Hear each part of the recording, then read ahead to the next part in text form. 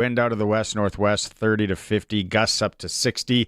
Looking for a high of 20 tomorrow night. Clear, low down to 8. Saturday, mostly sunny, high of 23. Again, wind up there, southwest, 25, 45, gusting to 60. Sunday, looking at mostly sunny sky and a high of 26. Start the week on Monday, mostly sunny and a high of 26. Currently in downtown Regina, we got clear sky, and it is 20 degrees. Broadcasting from Century Studios in downtown Regina, Harvard Media presents The Sportscage, where Saskatchewan comes to talk local sports. Brought to you by Access Communications, trusted in rural Saskatchewan for internet, TV, and home security. Be part of the show. Call 1-866-767-0620 or text 306-936-6262. The Sportscage. Streaming at sportscage.com, our YouTube channel, and on the radio at 620 CKRM.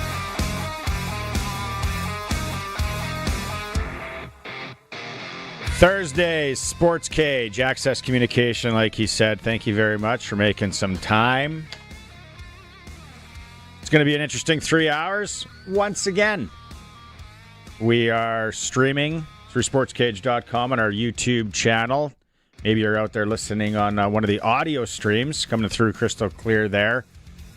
And if not, 620 CKRM on the AM dial. Maz started something yesterday I loved. Calls from the Combine. Could get a sponsor for that. Colson is ready to take your texts and calls on the Prairie Land Rentals line. Prairie Land Rentals, 600 Albert Street in Regina. Some nice weather coming up to get that, maybe that job you've been putting off in the yard done. They can rent anything from power tools to generators to skid steers, and they can deliver 600 Albert Street. All of our guests are going to be joining us on the Western Pizza Guest Hotline. Western Pizza, perfect pizza, generous amount of toppings, and all the Greek favorites that you love. Our tickers are for Reliance, Heath Water Heater Rentals, Extreme Hockey and Sport, Regina Steelcraft Doors. I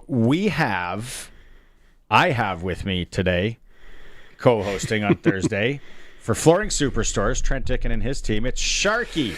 And I don't know how many of you out there have been waiting to hear Sharky's voice on the radio or the stream or watching him on YouTube this week.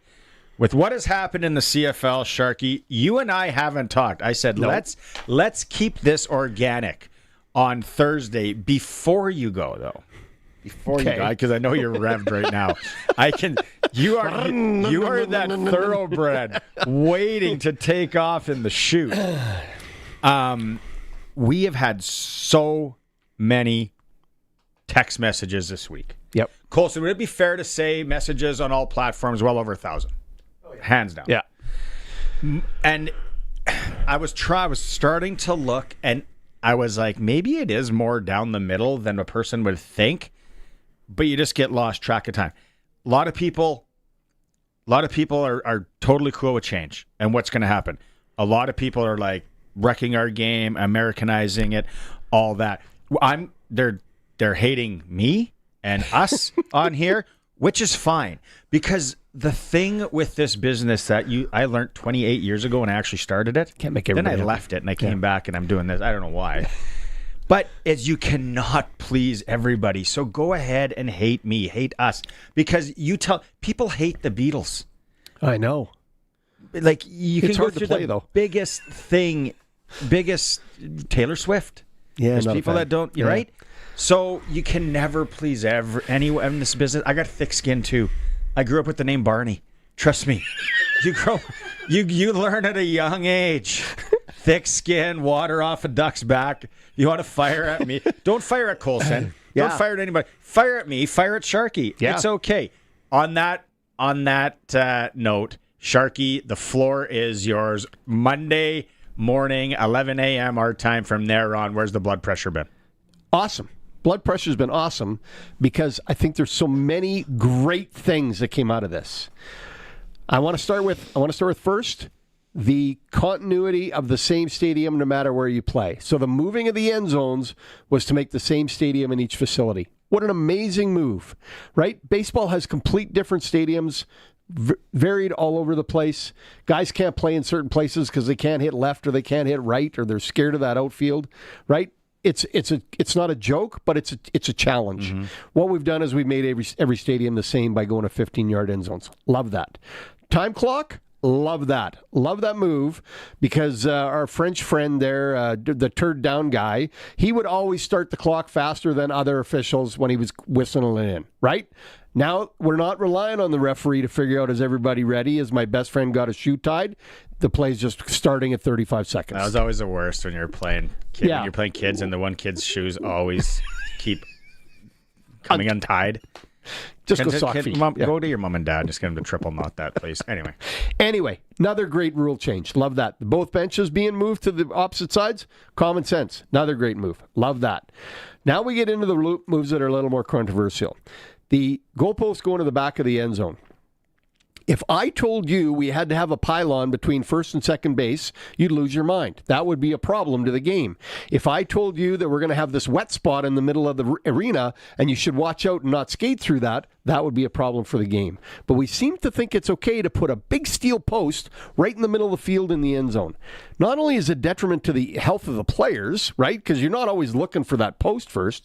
Secondly, it's been in the way of the play. We've seen it whether it's kicks, whether it's Cody Fajardo with the famous hit the upright, right? Throw. Yeah. Take it out. How hard is it to take it out? Mm-hmm. So, again, total fan of that move. The only one I'm having trouble with is the 110 to 100 yards. And again, if that's more of a stadium issue, I can understand that. I don't see that as changing touchdowns a whole bunch, but I'm willing to let it ride and see where it goes. Now, if they came to me and said, Sharky, what's going to create more offense for our league? I wouldn't have changed anything, but added a fourth down. Because if you want more offense, leave the offense on the field. Okay, don't shake your head like that. Think about it. Think about it for a minute. If we take the two games, and they're very, very different, the NFL and CFL, if we played the NFL game on a CFL field with the same rules, what would it look like? And if we took the CFL game and didn't change any rules or size and played a fourth down, what would it look like? What would that do to offense in both of those games? It would be outstanding. We'd have games of 65 to 75. Nobody stands up during the game and high-fives you over a great punt. Ooh, that was a good kick. Love that punt. I hope we get some good punts in today. It'd be nice to see some good long punts. Sorry to all your punting parents and punters out there. Nobody high-fives, cheers, gets excited about the punt. I was following along quite well until I feel that there's a gas leak and Sharky's struggling over there now. No. If you want to change offense, if you want to create offense, that would be the thing to do. You didn't have to change any other rules. Add it down. Colson, you want to jump in? First off, you're going to have to fight Luke on that one because that's what he said yesterday. So there's that. Okay. But second, I will lose. But anyway, carry on. I don't think adding a fourth down would increase the offense. I think it would decrease it. Because what you see in the NFL is you've got 3 tries, and sometimes they're taking a fourth now. I read somewhere there are 20% people going for it on at least 4th and 2 now in the NFL. But if you add a fourth down, all you're doing is giving more incentive to run the ball and try and be secure with it, which 100%, we've got a bigger field. You can have more explosive plays with that, but running the ball is a slog.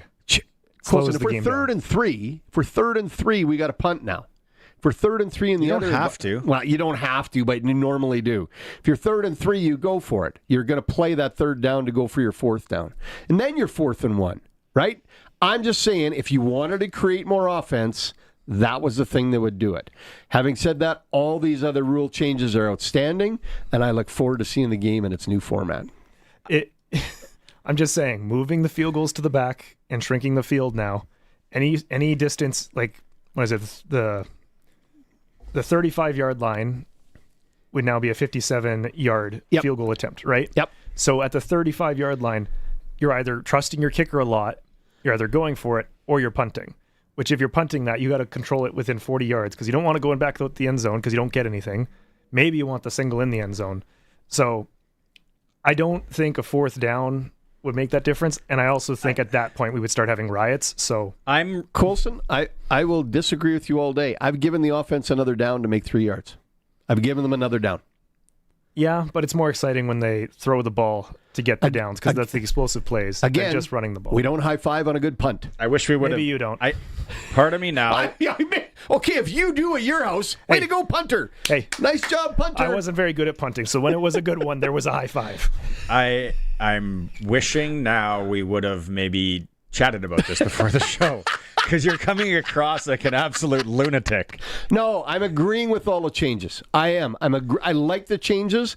I like what they're doing. I like the new ideas for the game. I'm just saying if offense was the key reason they did it, there was a different way to do it. Prairieland Rentals text line. Dan, I like Sharky unless he helps me. I dislike Sharky unless he helps me haul hay on the weekend. Then he texted in, 4 down Sharky, hate him more now. Then again, shut Shark's mic off. Okay, Danny, I'm not coming out to help move hay. All right? You're on your own and chase those horses by yourself. I don't want to know what you did with the chickens. Okay, so I had this conversation with a former player last night, and he said, don't use my name. And he was on the defensive side of the ball. Yep. And he said, moving those goalposts is going to be so good for the offense. Yes, I agree. And open up more plays. Yep. And I said, well, what about Darian? And Darian said, it was kind of one of the things, like you had to lob it over a goalpost or you had to watch out for it. I played QB too. Like it's, you think about it now, it's like, that was difficult. And he says, well, Darian, can have his opinion. He says, watch how much more creativity / excitement / scoring there could be without that. Now, to the field length thing, that is probably the one that I'm still trying to decipher a bit on. Could they have left it? That's the one I'm with you too. So, right? See, I don't know. Don't say you're with me because I'm still on the fence on that one. I'm mixed up on that one I'm too. not going one way or the other on that. That makes for, like, you can really not kick if you left the field and you move the goalpost back. Like, your field goals. The goalposts affect the punting more than the field goals. They change the punting dynamic, right? Because when the field goal posts were at the front, if you had a 57-yard field goal, it was from the 50-yard line. Yeah. Now that's the 35-yard line. Mm-hmm. So a punter essentially from the 50-yard line instead of his own 50 is gonna have to literally half punt the thing to not go through the end zone. Yeah, accuracy on right punting. So if there's one rule that kind of changed the way that one of the players is going to play, and that being the punter only, it would be the removing of the 55-yard line. Here's another question. Calling on the YouTube chat saying, sorry, Sharky, you lost me on the 4 downs. It's a more offense thing, Colin. Yeah, no, okay. Just think about the more offense. I'm wondering, last night, is there any way they walk any of this back? And I asked Glen, I asked Arash on the week, who else did I had whoever, and they were like, no. And then I'm like, what if who are the CFL's biggest sponsors? Like when you watch it, Daryl, for what company? I don't know. Tim Hortons is there, obviously, right? Save on Foods. Save on Foods, yeah. TSN big, probably huge with TSN and the league. So what if their ties to grassroots, something happens where all of a sudden there's some pressure on the CFL from major sponsors saying Rona, is Rona one? Home Heart Pure Later, right? Pure Later, Tackle Hunger. RBC. So what if they say we're done? What if a few of them band together? Does that pressure change anything at this point? There'd be obviously a lot of closed door meetings, and so what I would have done if I was if CFL commissioner for a day, I would have said things like the 35-second clock and the benches are automatic. We're going to do those, right? Maybe move the end zones just to make sure that every field's the same. But they could have gone to Canadian Junior or to U Sports and said, can you change these rules for this? Can you move your goalposts back? Can we do it for a year to see what the impact is on the game, right? They could have done that variation like hockey does with the American League, like baseball does with AAA. They try those rule changes at a different level before they bring them up. They could have done that in this instance, I think, if they really wanted to try something. But again, if you're moving the field around, if you're changing the field, you're doing it or not. Like you can't dip your toe in. You got to jump in the water. Ed says Sharky's right. Current changes might increase TDs a tiny bit, but at the expense of field goals / rouge for a wash overall. I don't think it's going to be a wash. I think what it's going to do, it's going to change some strategy without a doubt. It's going to change the role of your punter, which again, I think is kind of irrelevant. Nobody cheers for a punt, but it's going to change the role of your punter as much or more than anybody, right? Where do you land on everybody, the Americanization and the big bad United States and our inferiority complex that we have as Canadians is probably heightened more than I've seen in a long time. They didn't Americanize it because there's 3 distinct rules in my mind that make it a Canadian game. Yes, we've talked about 12-man, yard off the ball, movement before the snap. 3 downs. 3 downs if you wide like. Field. Wide. That's completely different. But those are 3 rules that the Americans don't go anywhere near, right? They're not adding a guy to the field. They're not giving him a line off the ball, and they're definitely not letting the offense start moving before the ball's snapped. Those are the things that make our game completely different, right? The 65 yards, yes, it's a different field. But those 3 rules, more than any, change the game. Right? And we didn't even touch those. We didn't even talk about those, right?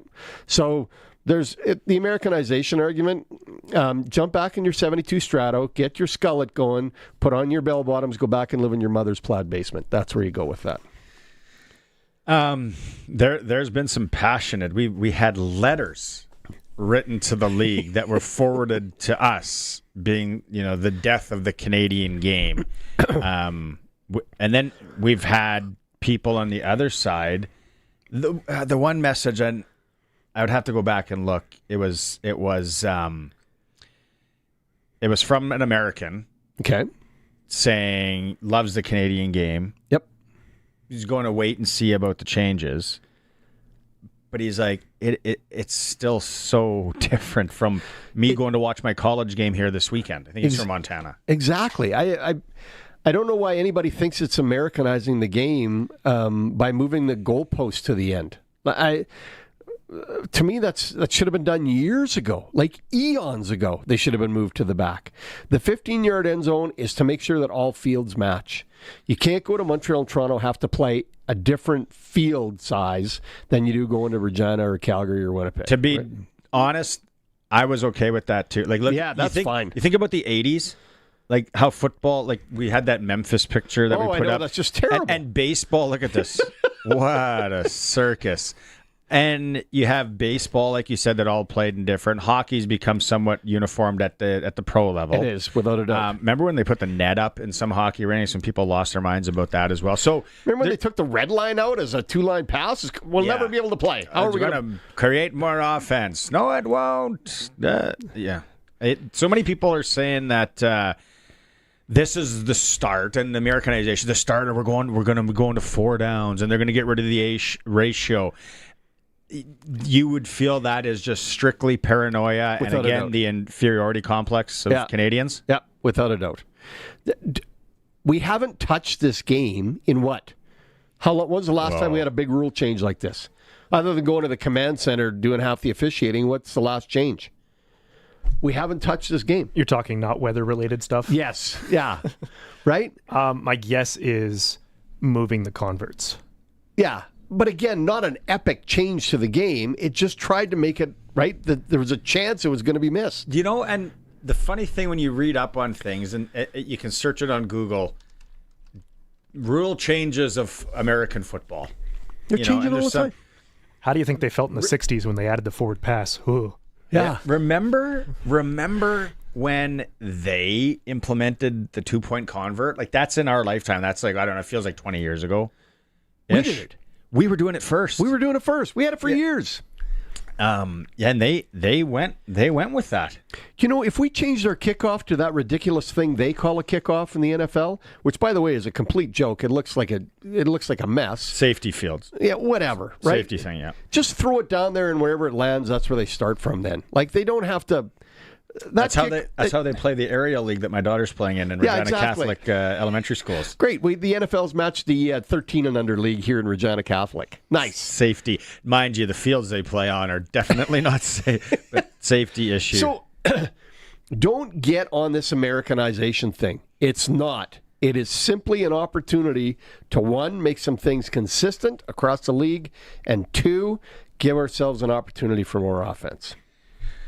Shorter field equals more opportunities for scoring majors. Kim in Kelowna texting in on the Prairie Land Rentals text line. Kim. Ed on the Prairie Land Rentals text line wants you to call him.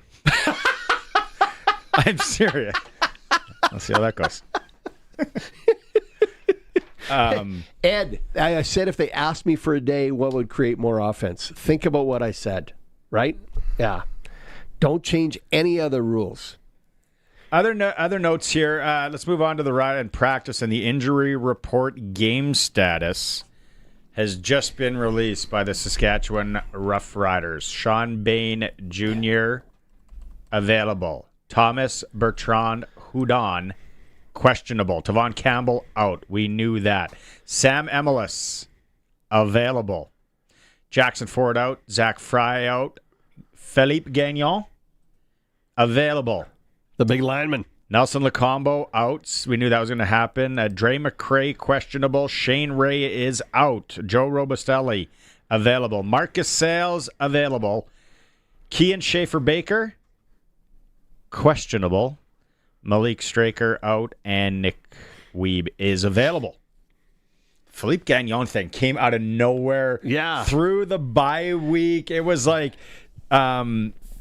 I asked Dave, and I was like, was he on the field? I don't know if a lot of people even recognize that he was out there coming back from the bye. That's huge. What, he looked like Manning with the mustache and the fake nose and everything going out there? Hard to, a body size like that. But yeah, no, he will definitely help. Tavon Campbell scares me. Yeah. Sales being out or Sales being back is huge, right? Gives us more depth in the secondary like that. That was the weakness I thought against Montreal, was the two corners being hurt, and Cloud Bethel-Thompson took advantage of that. We just got this text in because we said, hey, calls from the Combine. You can call in to toll free 1-866-767-0620 or 936-6262. There you go, Ed. You can call Sharky. We'll have some time here. During news. No, we can have him on right now. I'm not afraid. How about a shout out for Leo? Leo out there, he's a future star of the Ituna Avalanche. He's co-piloting the Combine today. How old's Leo? Shoot us a picture. 5-year-old son. Nice. Leo is getting some work in. What are we taking off? What are we combining? There you go. Yeah, what are we combining, Leo? Yeah. Shouldn't Leo be driving the grain truck or the grain cart? They on the farm, grain truck drivers. that the whole 16 get your license thing is way out the way. As I found out, I was already driving then. Oh yeah. So many buddies. 3 on the tree. Canola. They're getting rid of canola. I like it. Black gold. There's guys that I know that I remember playing hockey with. There's the photo of the little man. Love it. Oh, Leo's a weapon. He's having fun with Dad on the Combine. They drive those grain trucks. I don't know what, 13, 14? Yeah. Well, the first beers I had was a hot Calgary found under the seat. We don't have to talk about drinking. Well, that's what I'm talking about illegal driving. I found a hot Calgary under the seat while I was driving the grain truck. There is a lot more to come to. The Regina Rams are in action Saturday at home against Manitoba. The exciting Regina Rams. No and you kidding. have no idea what happens week to week in this game. We're going to talk to head coach Mark McConkey tomorrow, get his take on the changes to the Canadian Football League game. Also talk about Manitoba. We have a prize pack to give away. Same as we've been doing all week. 4 tickets, 2 adult, 2 youth. Maybe you can get Leo off the combine. Does Leo get the day off on Saturday? 2 adult, 2 youth. Mosaic Stadium, 2 p.m. kickoff. We're also going to throw in 2 youth Ram hoodies and 2 Ram water bottles. So prize pack all day, 936-6262. You just got to text in Rams for that one. We'll take a quick break. It is a Sports Cage. Sharky's with me for Flooring Superstores. The Cage on Thursdays brought to you by Access Communications. We're streaming through our YouTube channel at sportscage.com, and we're on the mighty 620 CKRM. Rider Nation lives on 620 CKRM. I'm Dave Thomas, voice of the Saskatchewan Roughriders. Saturday is game day as the Riders take on the Edmonton Elks. Countdown to kickoff with Justin Dunk and Tegan Whitco's at 2. The pregame show's at 4. And kickoff with Luke Mullender and I is at 5. Saskatchewan Roughrider football on the Cooperators Rider Broadcast Network is brought to you by Young's Equipment, GMS Insurance, and PlayNow.com. Stream every moment of Rider football at SportsCage.com. At the cabin or on the farm, Access Rural Internet gives you speed and service you can rely on. Right now, get Access Rural Internet for as low as $69.95 a month for 24 months, including free service calls by our local techs, a free Wi-Fi router, and a strong, reliable signal matched by our strong, reliable customer service. Great service is never far away with Access Rural Internet. Visit myaccess.ca to book your free site survey.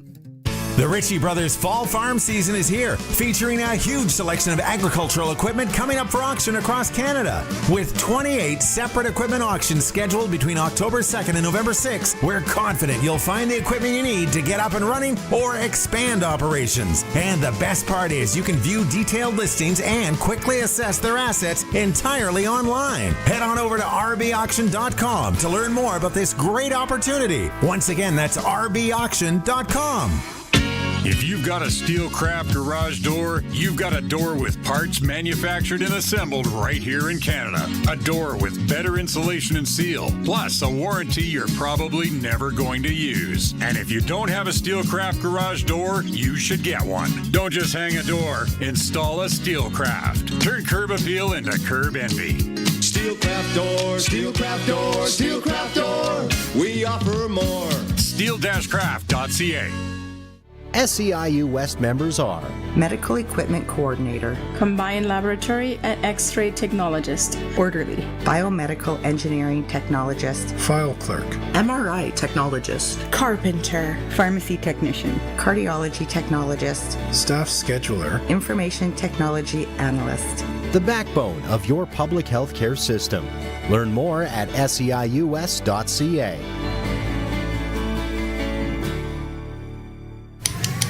Don't miss a minute of Sports Cage. Podcasts are posted at sportscage.com. 620 CKRM. Everybody be like Leo out there. Have a big smile on your face. Beautiful weather.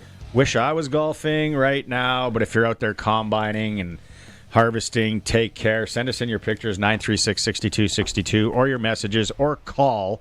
Ed still hasn't called. We gave him the chance to talk to Sharky. Brendan text on the YouTube chat. I love how people cry of the Americanization of the game, but will buy and cheer on guys like Shane Ray, a Super Bowl champ, guys like Johnny Manziel and Chad Ochocinco.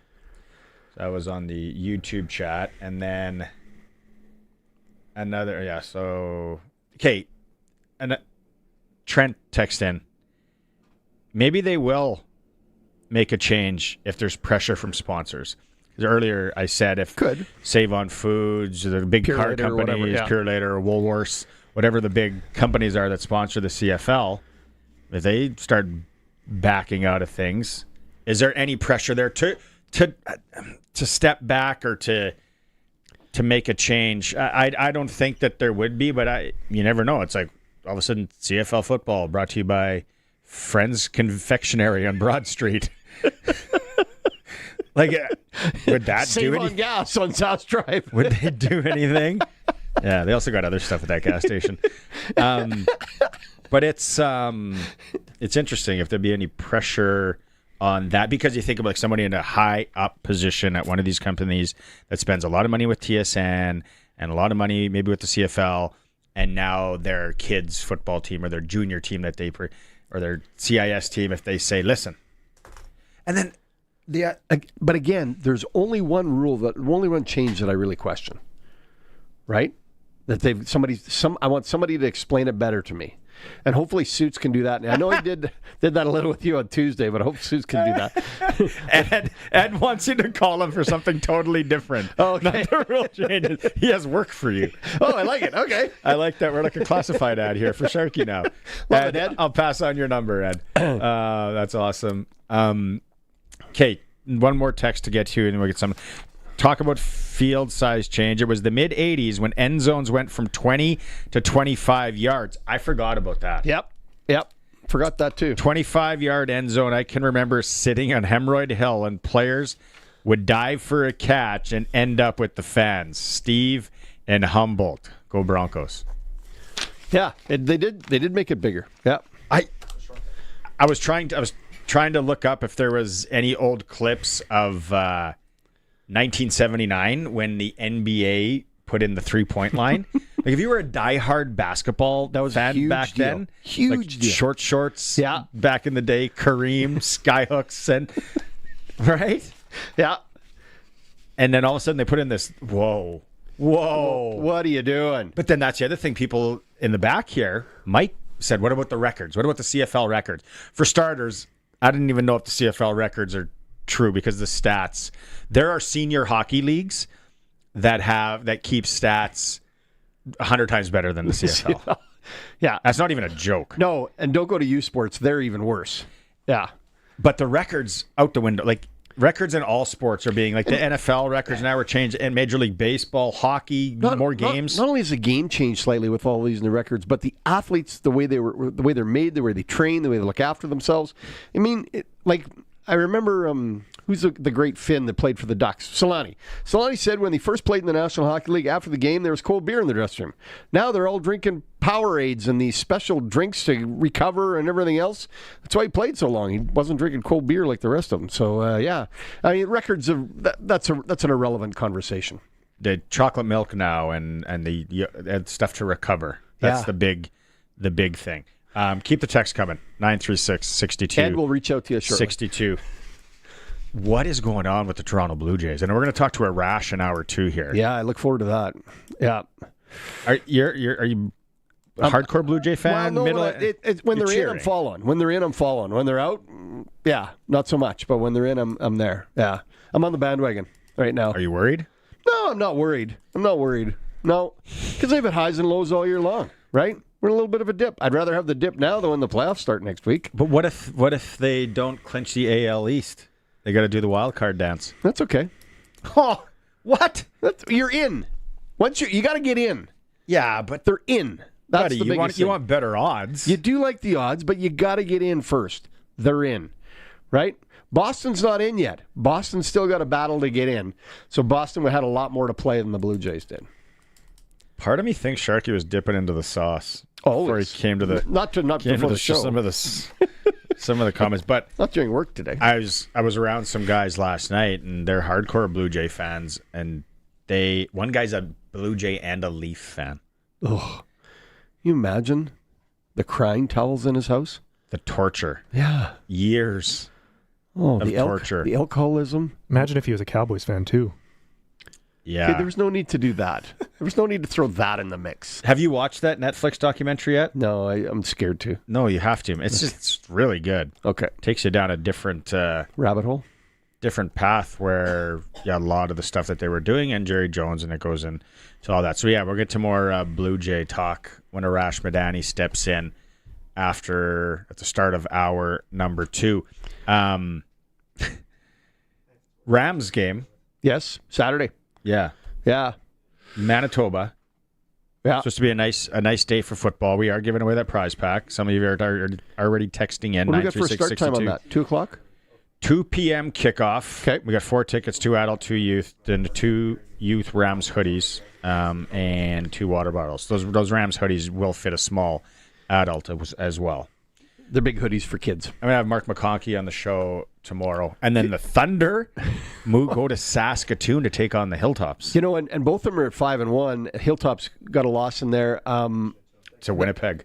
Winnipeg's not a bad team. Like, they almost beat the Thunder, and if it wasn't for a 2-point convert try that had been going to overtime. So Winnipeg's a good ball team.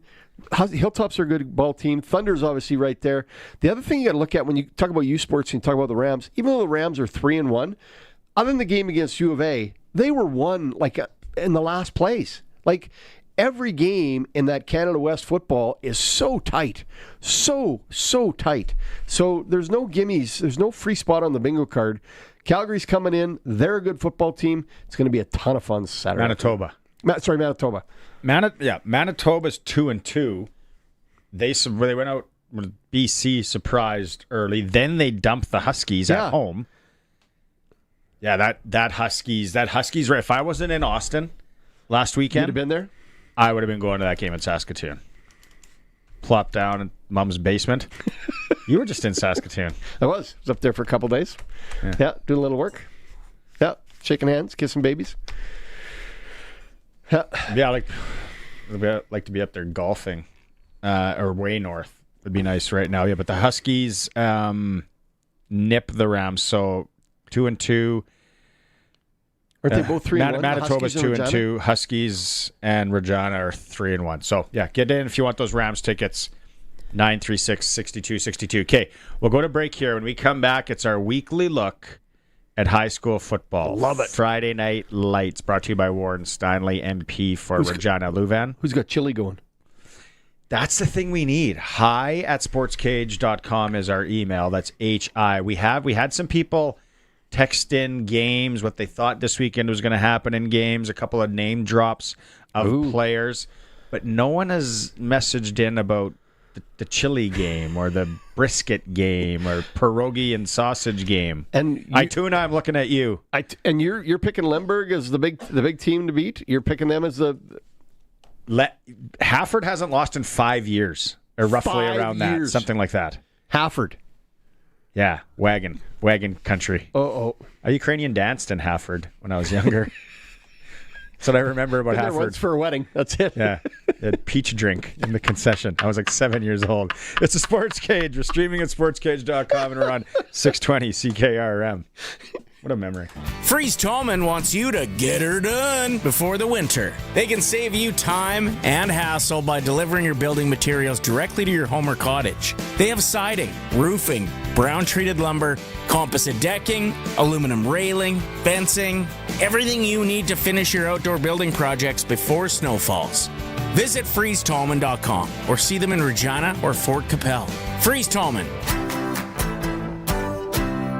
Let's get you building. So, since that little ding on my car last week, I don't know where to take it. I don't even know. That's easy. Take it to Regina Motor Products. Who said that? I did. Down here. I'm Terry the Tire. Regina Motor Products Chevrolet Collision Center and SGI accredited auto body repair is a full-service collision and body shop that works on all makes and models. Just submit your claim to SGI and set an appointment to get your appraisal done. Easy. I bet you're tired after saying all that. South at Highway 1 and 6, Albert Street. RMPChevrolet.com.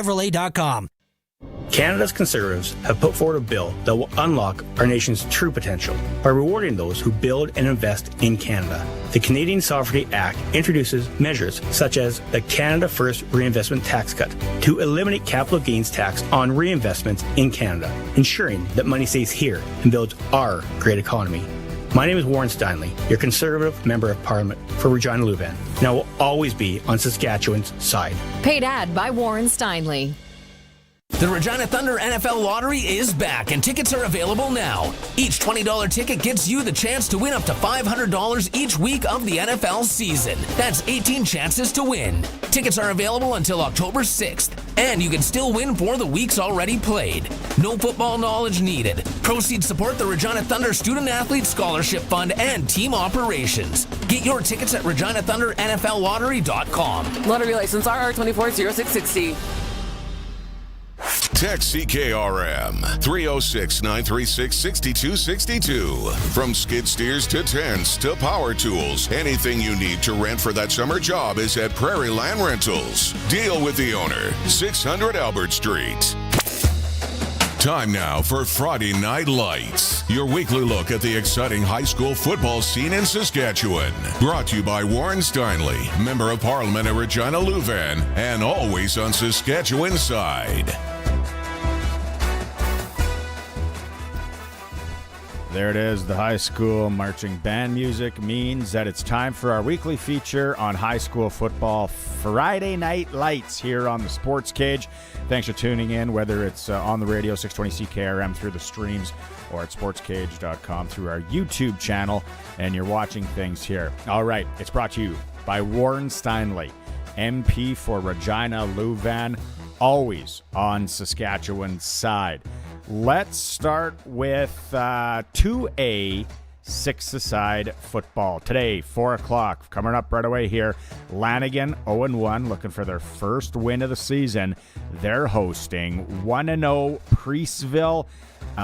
Shout out to whoever sent it into the Sports Cage email, hi@sportscage.com. They figured this one's going to be a tight battle with Priestville coming out with the win there. So we'll see how that goes. That's at 4 o'clock kickoff right away. Tomorrow we got Ituna hosting Wynyard. Ituna's 0-1. Wynyard is 2-0. Kiefer Prysiak. He's supposed to be a weapon for Wynyard. One to watch. Wynyard looking to go 3-0 there over winless Ituna. 2A 6-a-side Friday. Winless teams. 0-2 Davidson hosting 0-2 Assiniboia. Assiniboia making the trek there. Both teams winless. 9-a-side. Let's go. 4 p.m. today. Kickoff right away. The undefeated Melville squad, Benny Walchuk's team, they are traveling to Esterhazy. Friday, we got Broadview, 0-2, hosting Foam Lake, who is 1-0. Tomorrow, the Valley of Lumsden. Tomorrow night might be the place to be if you're not going to the Regina Pats game. Lumsden, 2-0. Hosting 1-0 Moose Jaw Vanier. The lights will be on. The Yetis will be out. Canteen will be open. So down in the valley tomorrow for a little high school football with the lights on. 1-0 Shaunavon.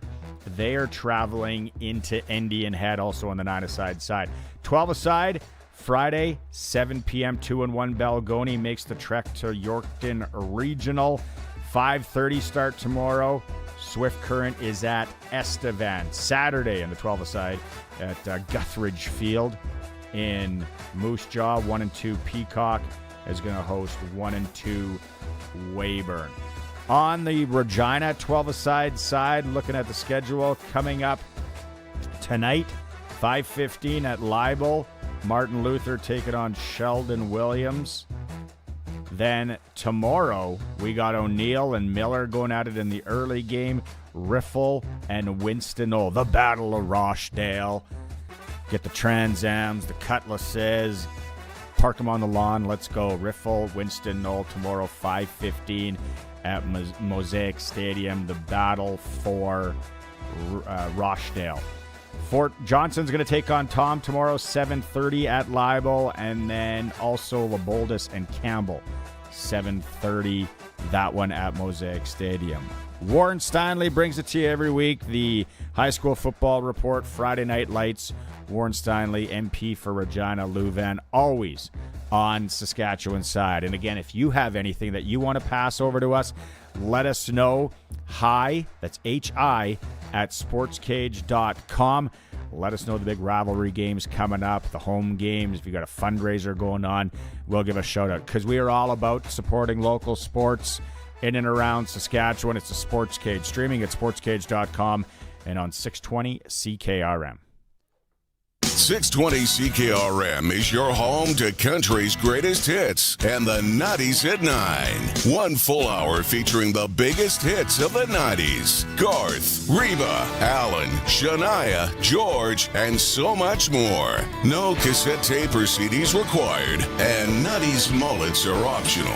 90s at 9 for the town of Wolseley and the voice of Saskatchewan. 620 CKRM. Did you know over 1.3 million homeowners call on Reliance for their water heater needs? With over 140,000 five-star online reviews and over 60 years experience, you could say Reliance Heath are water heater experts. Switch to Reliance Heath today. They'll give you $200 plus standard installation is included. For all your hot water needs, call on Reliance. Visit waterheaterrentals.com for details. Terms and conditions apply.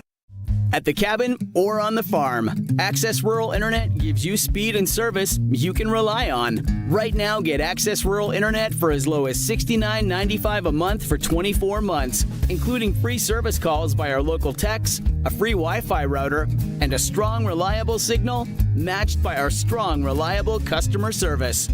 Great service is never far away with Access Rural Internet. Visit myaccess.ca to book your free site survey.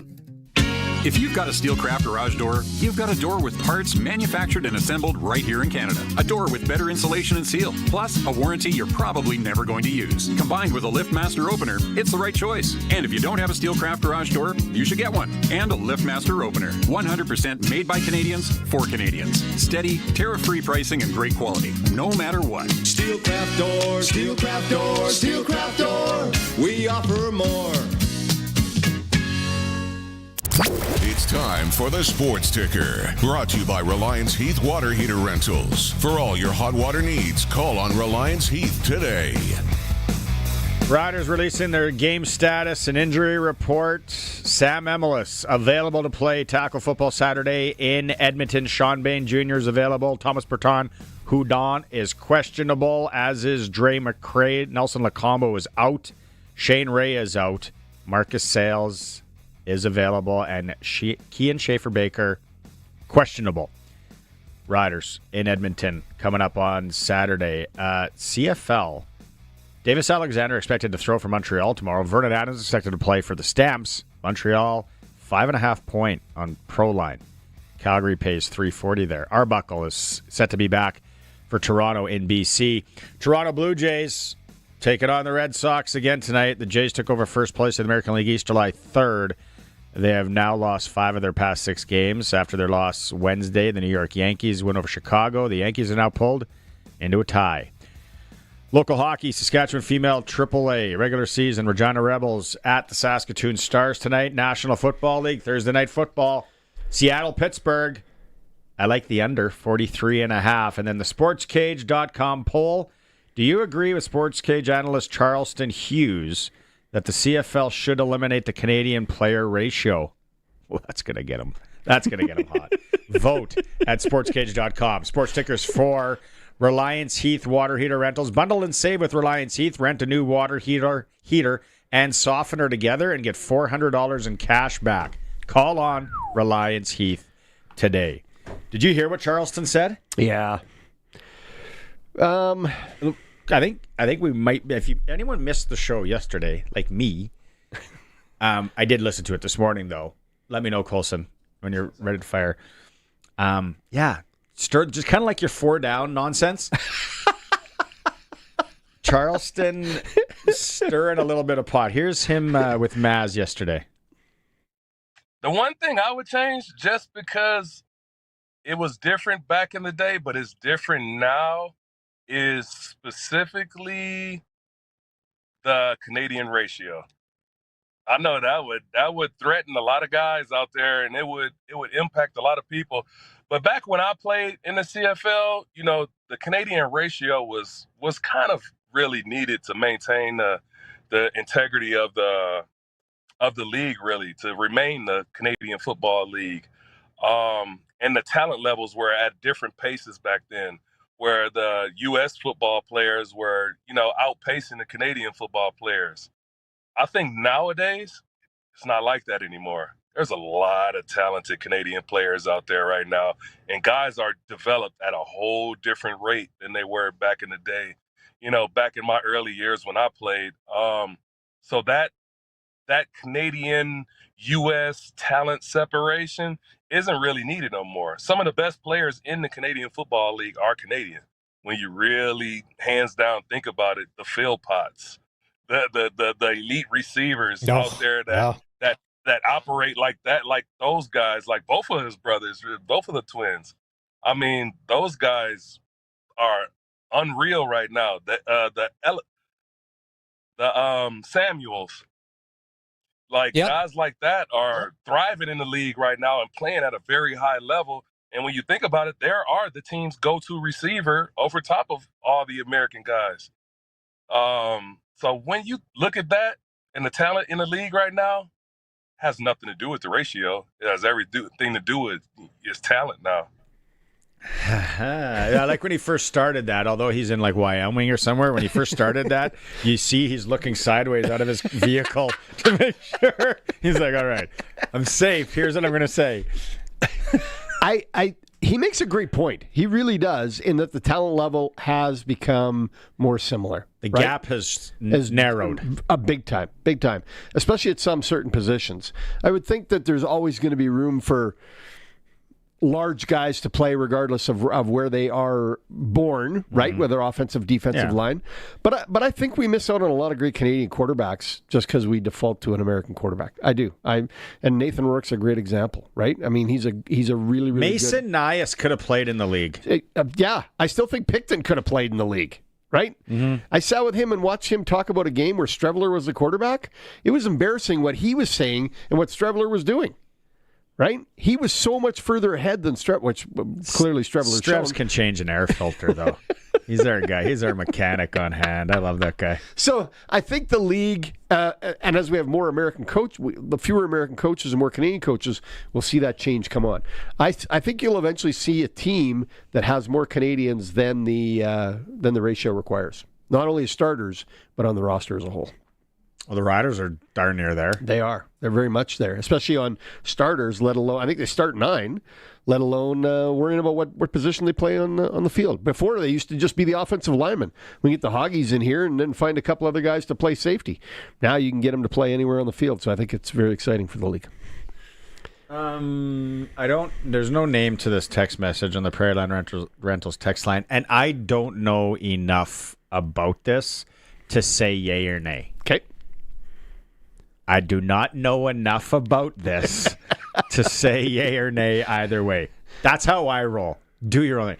But this is going back to this text here, and we were talking earlier about data and stats and all that.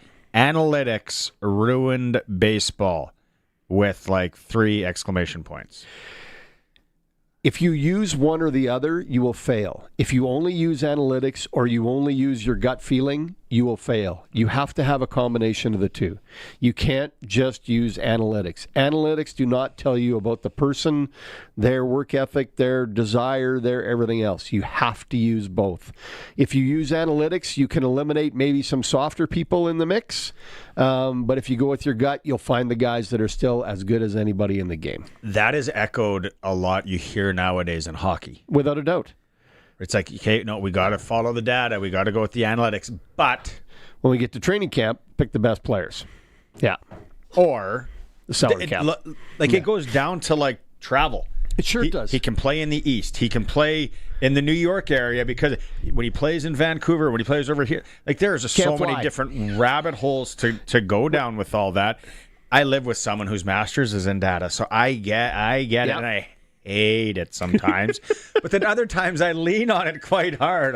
What does the data show on this? Same thing at home. Yeah. Right? She goes, show your work, back it up. What's your data? Yeah. Right? Is it refined data? Or is that, I'm like, I don't know. It's just a number. I got a number. Alone. I'm going to my room. I'm going to the backyard. No, it's I don't know enough about the analytics in baseball. I love the movie Moneyball. I do. I'll tell you that much.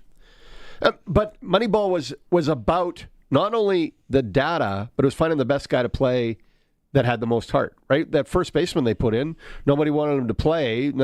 He couldn't catch, he couldn't throw. Turns out he was still a pretty good first baseman for him, right? And had a great year. Giambi went to the Yankees for a bunch of money and was garbage shortly after that, right? Glen Suitor texted me about 15 minutes ago. He's coming on to start the 3 o'clock hour. Is he going to chew me out over the 4-down things too? He wants to. He'll probably roll his eyes. So he wants to chat about. He talked to Nathan Rourke yesterday. Mm-hmm. So very curious to find out what Nathan. I think at this point, Nathan better. I don't want an apology personally. I want him to double down. Just keep going on it. If that's what you really feel, go.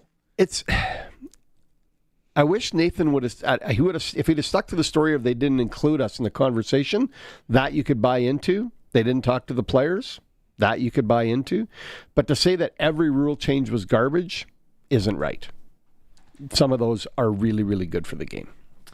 It was Laurie that was saying everyone associated to Bell Media is making this positive and ruining our game and taking it south of the border. Luke doesn't work for Bell Media. We heard his stance yesterday, which we'll have clips to play tomorrow. Luke's take yesterday, I texted him. Bravo. I clapped. And I missed Luke's take. Give me the Coles notes. You got to tune in tomorrow. It's online, too. You can go back and listen to the podcast for him. No, he made some really good points. Scott Schultz doesn't work for Bell. He made some good points. Charleston as well. So the whole Bell thing, again, that's just the inferiority complex. It's like, oh, the big bad. Every game has changed. They're moving every game. They're moving everything's going to the United States. Is it? Really? There's two things the same. So the Bell minutes. thing. Sorry, I on that text, I'm not with you. But again, you can have your say. You can have your stance. You can have your stance all day long. And then I would like to know too. Sorry, if anyone's got data on all these people that are giving up their season tickets. Yeah. If you're giving them up, please let us know. We'll give them away here from the stadium. I don't know. Would it be in Saskatchewan as much as other places that but are? if you're a Saskatchewan Roughrider can you fan, send us a picture? We need proof. Send us your tickets and say, please give these away to somebody for the next game. Oh, that'd be nice. Yeah. Little charity work. Make sure to include your credit card number. Yeah. Well, we Need don't that need too. your credit card number. No, we don't need that. Just send us your tickets in. Transfer them to us. We will transfer them on to somebody who actually wants to go. Because you said you were going to do it. So do it. You got to do it. Yeah. Right? You just can't be all talk, and we'll give them to a nice charity. Yep. But if you're in one of the other markets. One of these guys walking by the stadium here this time of day would love to go to a game. We're giving away Rams tickets for Saturday as well. Kickoff 2 p.m. versus the Manitoba Bisons at Mosaic Stadium. We're going to throw in 2 Youth Ram hoodies and 2 water bottles. Keyword is Rams to 936-6262. It is a Sports Cage. That is it for hour number 1 for Access Communications on this Thursday. We're going to come back hour 2. We'll start with Arash Madani. We're streaming at sportscage.com, and we're on 620 CKRM. This is 620 CKRM, a Harvard media station. Available everywhere in high-res audio with the CKRM app. It's 4 o'clock. Good afternoon. I'm Corey Atkinson from the sasktoday.ca newsroom with your 620 CKRM news. The province is 68% done harvest, but rain and high humidity in the east and western regions slowed things down for some farmers. Crops Extension Specialist Tice Massich says the humidity can create challenges while combining. Crops that are still in the field, they have to be dry enough to go through the combine, otherwise they'll see plugging. And if there's high humidity, the crop, whether it's in a swath or still standing, will just naturally have a little bit more moisture content to it, which can cause problems as it goes through the combines. The southwest is 80% through harvest and the southeast is 70% complete. The east central is furthest behind at 59% complete. Reel is looking to build off the success of the first Canada's Farm Show to be held in March. President of Reel, Rick Bennett, says they're focusing on the innovation side of the show. How does the family farm compete and remain relevant when there's such consolidation within the farming industry itself? So we're really eager to explore those topics, and how we see bringing those conversations alive is in the different settings, the educational format, the interactive format. The 2026 edition of Canada's Farm Show is March 17th to 19th. The presenting sponsor of the event is now Bunge, following the merger with Viterra. Over in Manitoba, Premier Wap Canoe says costs associated with this year's wildfire season amount to roughly $180 million, with some invoices still to come.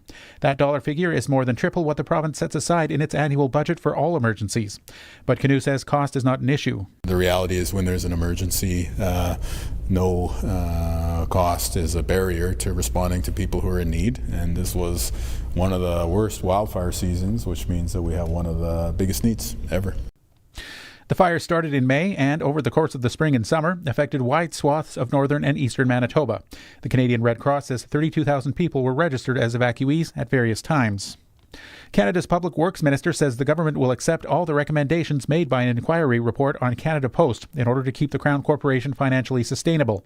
Minister Joel Lightbound says some of the changes include reducing the frequency of door-to-door letter delivery, introducing some community mailboxes, and allowing Canada Post to hire part-time workers for weekends. Taken together, these measures will help stabilize Canada Post's financial situation by generating close to $500 million per year. The federal government cites the shrinking volume of letter mail and Canada Post's small share of the parcel market as reasons for the changes. And Telemiracle is celebrating its 50th show in 2026, and Saskatchewan performers can now audition to be part of the milestone event. The telethon runs February 28th to March 1st, broadcast on CTV and online. Over the years, Telemiracle has raised more than $171 million to support medical travel and mobility equipment. Auditions take place in Regina and Saskatoon this November or by video submission. The deadline to register is October 17th. Details and guidelines are posted at telemiracle.com/auditions. That is your 620 CKRM News. Read more stories from around your community and around the province at sasktoday.ca and 620ckrm.com. Your weather is next. Weather brought to you by Line X Regina. Serious protection, killer looks. 1865 McCarra Street. Weather tonight, clear and a low down to 11. Tomorrow, mostly sunny but breezy. Wind out of the west-northwest, 30 to 50. Gusts up to 60. Looking for a high of 20 tomorrow night. Clear, low down to 8. Saturday, mostly sunny, high of 23. Again, wind up there, southwest, 25, 45, gusting to 60. Sunday, looking at mostly sunny sky and a high of 26. Start the week on Monday, mostly sunny and a high of 26. Currently in downtown Regina, we got clear sky, and it is 20 degrees. When you want the best for your truck, you want Line X. Your truck has withstood the harshest elements Saskatchewan has thrown at it. Rocks, gravel, rain, sleet, and snow, and left with no chips, no rust. Line X protective coating keeps your truck's bed liners, rocker panels, and bumpers looking like brand new. Don't settle for Brand X. Go with Line X. It's serious protection. Come see why everybody loves taking their truck to Line X Regina for their rocker panels, bumpers, and more. Line X. Make your truck complete. 1865 McCarra Street. Broadcasting from Century Studios in downtown Regina, Harvard Media presents The Sports Cage, where Saskatchewan comes to talk local sports. Brought to you by Access Communications, trusted in rural Saskatchewan for internet, TV, and home security. Be part of the show. Call 1-866-767-0620 or text 306-936-6262. The Sports Cage. Streaming at sportscage.com, our YouTube channel, and on the radio at 620 CKRM. Thank you for making time today. You know, a few of you are sending in pictures from out on the combine, harvesting, getting the crop off. We appreciate that. If you're listening on 620 CKRM, maybe it's through one of the audio streams or you're watching through the YouTube channel, sportscage.com. Sharky is with me on this Thursday for Flooring Superstore. Cash and carry prices can't be beat. Trent Dickin and his staff, over 20 years experience. You visit them on Park Street. Western Pizza Hotline is going to get buzzing here right away. Arash Madani is going to hop in. We're also going to talk about the Western Canada Professional Hockey Scouts Foundation. Big event coming up next Tuesday on Truth and Reconciliation Day. What a lineup coming to Saskatoon. We'll talk about that. To Regina. To Regina. We talked about Saskatoon earlier. We did. Garth Malarchuk will be with us. From the Toronto Maple Leafs. Yeah, I wonder what he thinks about the Blue Jays. We'll find out. Things going down there. Sharky, if you're just tuning in, Sharky went at us in hour one with a sideways take on if you want to increase offense and scoring in the CFL, you add a down. Add a fourth down. Why not go 5 then? Could do that too. Be really different. 5 for 15. That'll un-American it fast. If someone was holding a gun to your head. Oh, not again. Using that. Yeah. You're pheasant hunting and one of your buddies and you had to get rid of one of the new changes. For you, what would it be? The 55-yard line change. That's the only one. Colson? I would agree with that. Yeah, that's the only one that, to me, they could do without. Yeah. Right? The rest all make sense, really clear, really good for the game. Let's remember to ask Glen that one. Yeah. We can even ask Arash as well. We're giving away Rams prize pack. Keep those text messages coming to it, 936-6262 if you want to go watch the Rams and Bisons Saturday afternoon at Mosaic Stadium. Are we ready to go? Okay, let's get going with Arash Madani. It's time to go coast to coast with Arash Madani for Smart Investing Solutions. Be smart with your money. Call Brian Gawley at Smart Investing Solutions, 546-2533. Mr. Arash Madani, thank you for making some time. It's a beautiful day in Regina. It is. Again, another day. Really, it'd be a nice day to be golfing. I'm not sure what you're up to, but the last time we chatted, it was only a day after the announcement. So now we're sitting on Thursday. What are the main things now that we're into Thursday that you think are important to digest? And Barney, I know we talked about this on Tuesday. Hey, Sharky. Hello there. Good to see you. Yeah, I agree with you on the 55-yard line point, by the way. Thank you. That's the one I would take away, too. And nobody could say this is... Well, no, but if you took away the 55... Barney, I swear I'm going to get to your question. If you have a 55-yard line, what of these changes would call this the Americanization of the game? Just the goalpost going back? Yeah. That'd be the only thing you could complain about. In a 15-yard end zone? Yeah, in a 15-yard end zone. But theirs is 10. That's what I'm saying. So that's not even Americanizing it. Yeah. Like, the only thing that air quotes Americanizes it is the removal of the 55-yard line and just moving the goalpost back. Like the notion that they're not at the front, but they're at the back. Everything else to me is like, if they made none of these rule changes, if they made one rule change in all this, just the modification of the rouge, nobody would say boo. Like, it makes no sense to be rewarded for kicking a field goal 30 yards wide and 20 yards long. You should be cut for that. You should not be awarded a point for that. Well, no, I think you've epically failed. Here's a point. Right. It's I think Canadian of us. if you said that to a grade 2 or 3 class, you explained it to them, they'd go. Well, actually, though, in this day and age, they might want a trophy for it, everyone too. gets a Yeah, medal, and a all ribbon. this, and it's like, what? Why did we do that? But another topic for another time. What was your question again, Barney? Sorry. I just went off on a tangent. I said, now that we've had a few days to kind of think right. about things, like what's important to comprehend or digest? I don't quite follow or understand the narrative worry conversation of minor football teams, junior football teams, and youth sports teams believing they now need to change their fields. There are a handful of youth sports teams that use CFL stadiums. And I should really clarify that by the majority of those stadiums are actually owned by the university. The CFL team's the tenant. So, if I'm the CJFL, if I'm youth sports, if I'm Regina minor football, etc., I keep my 55-yard line. I keep my goalposts at the front of the end zone. I would still probably have the teams on opposite sides, but that's a different story for a different day. I would keep the Canadian game as is. We're talking about how many combined U Sports and CJFL games are played in CFL stadiums. Roughly over the course of a year. In the West, Regina, Winnipeg, and Calgary Those three centers are all multi-purpose, used by both CJFL, U Sport, and the CFL. Calgary. So Winnipeg and Calgary, what a stadium. It's been used by more Randy than been used by a lot more. Randy Ambrosie's first Grey Cup said, "We're going to have a new stadium in Calgary." How'd that go, Randy?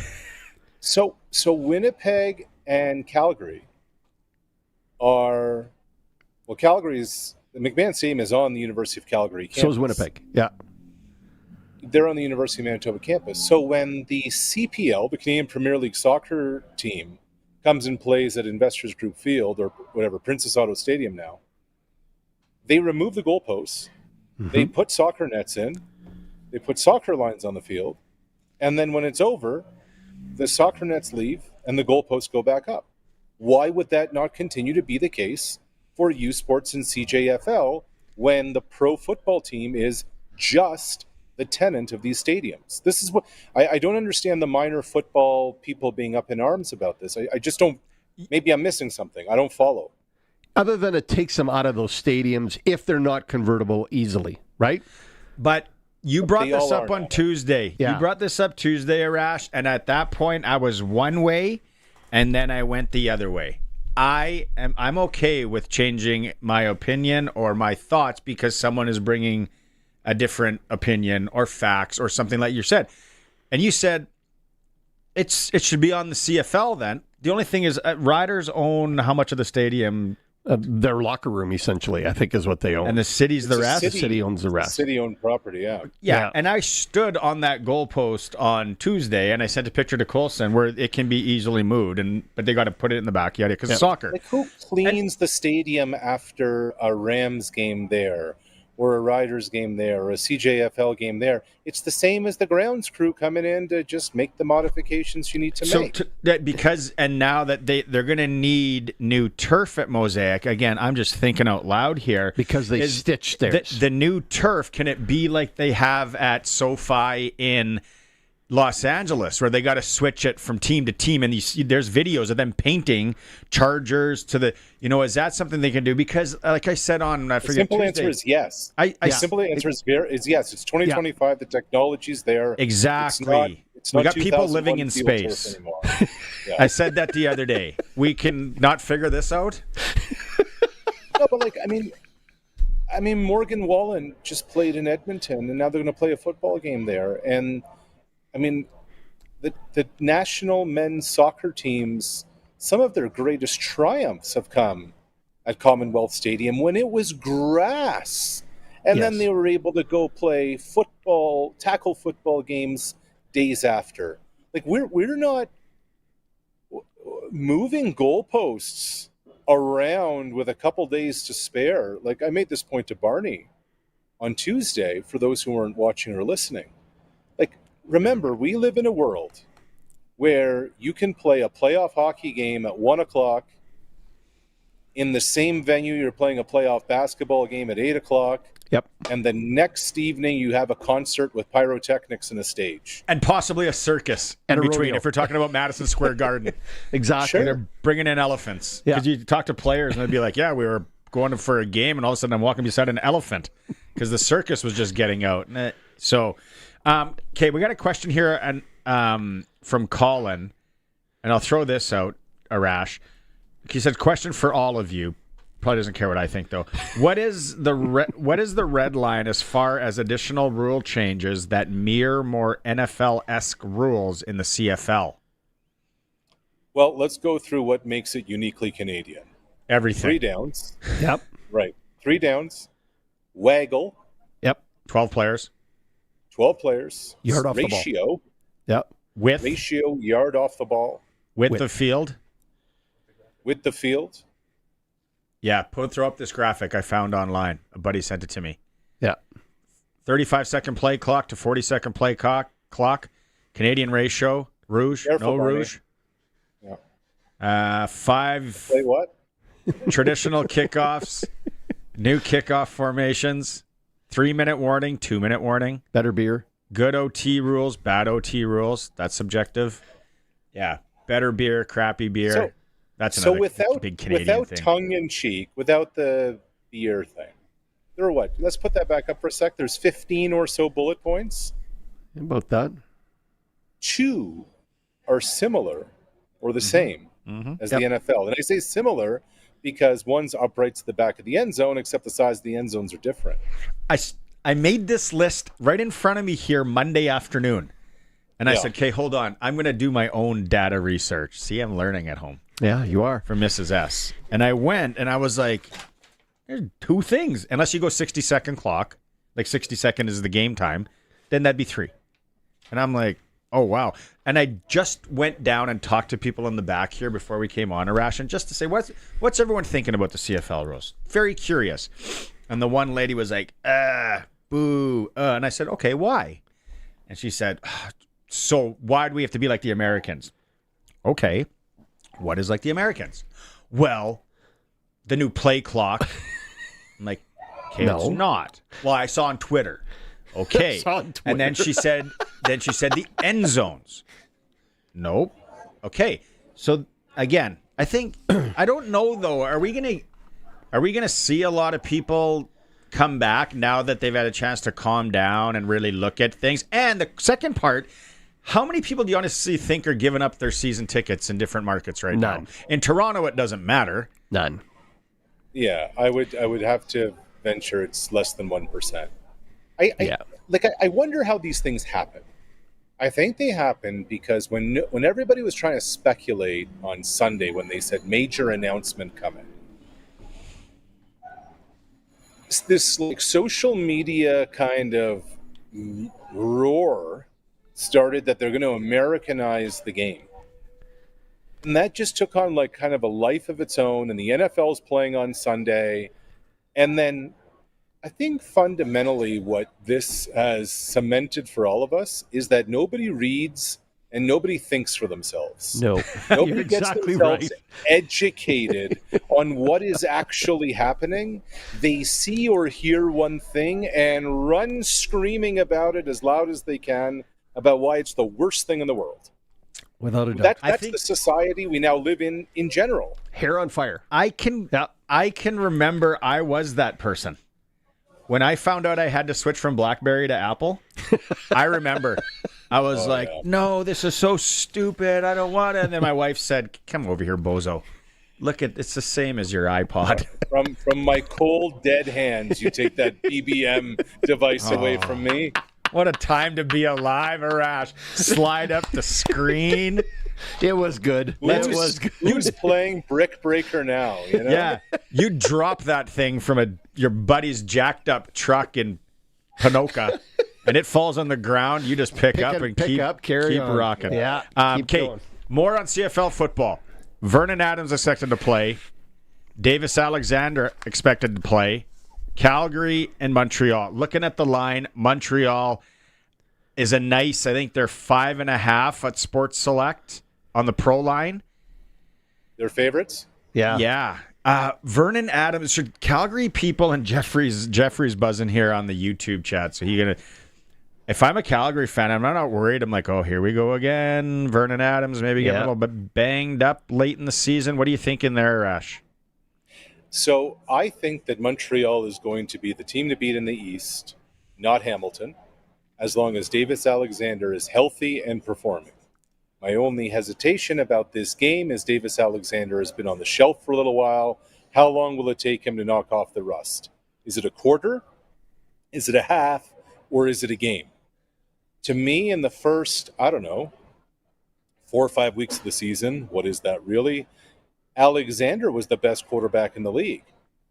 Montreal was clicking. Now, how long will it take for them to get their mojo back? To me, that becomes the question. I worry about Calgary, guys. I worry about Calgary. I don't think they're very good. I've been saying that all year.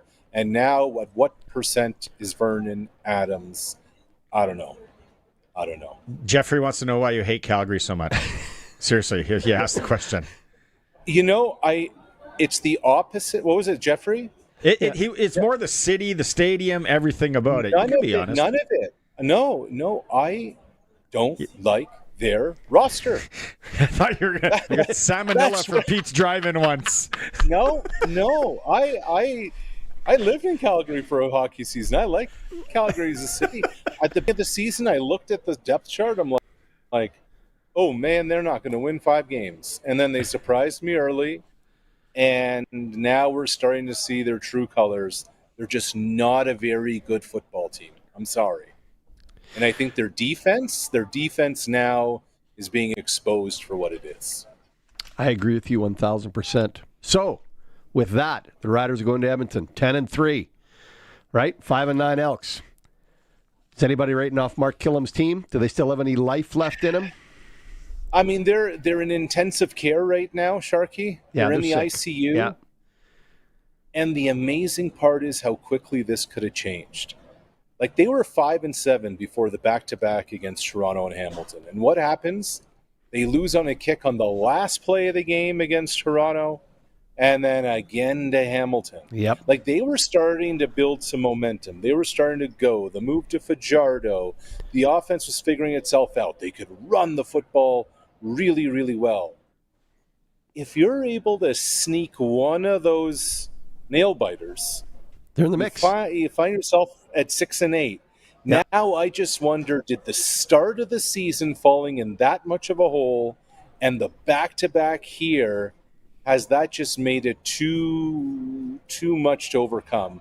We're about to find out. Because they got to win out. If they're going to do anything in terms of getting into the playoffs, East or West, they got to win all 4, and I don't see them doing that. And if they don't get up on the Riders, it's going to be too hard to chase. Yeah. Yeah, that's fair. All right.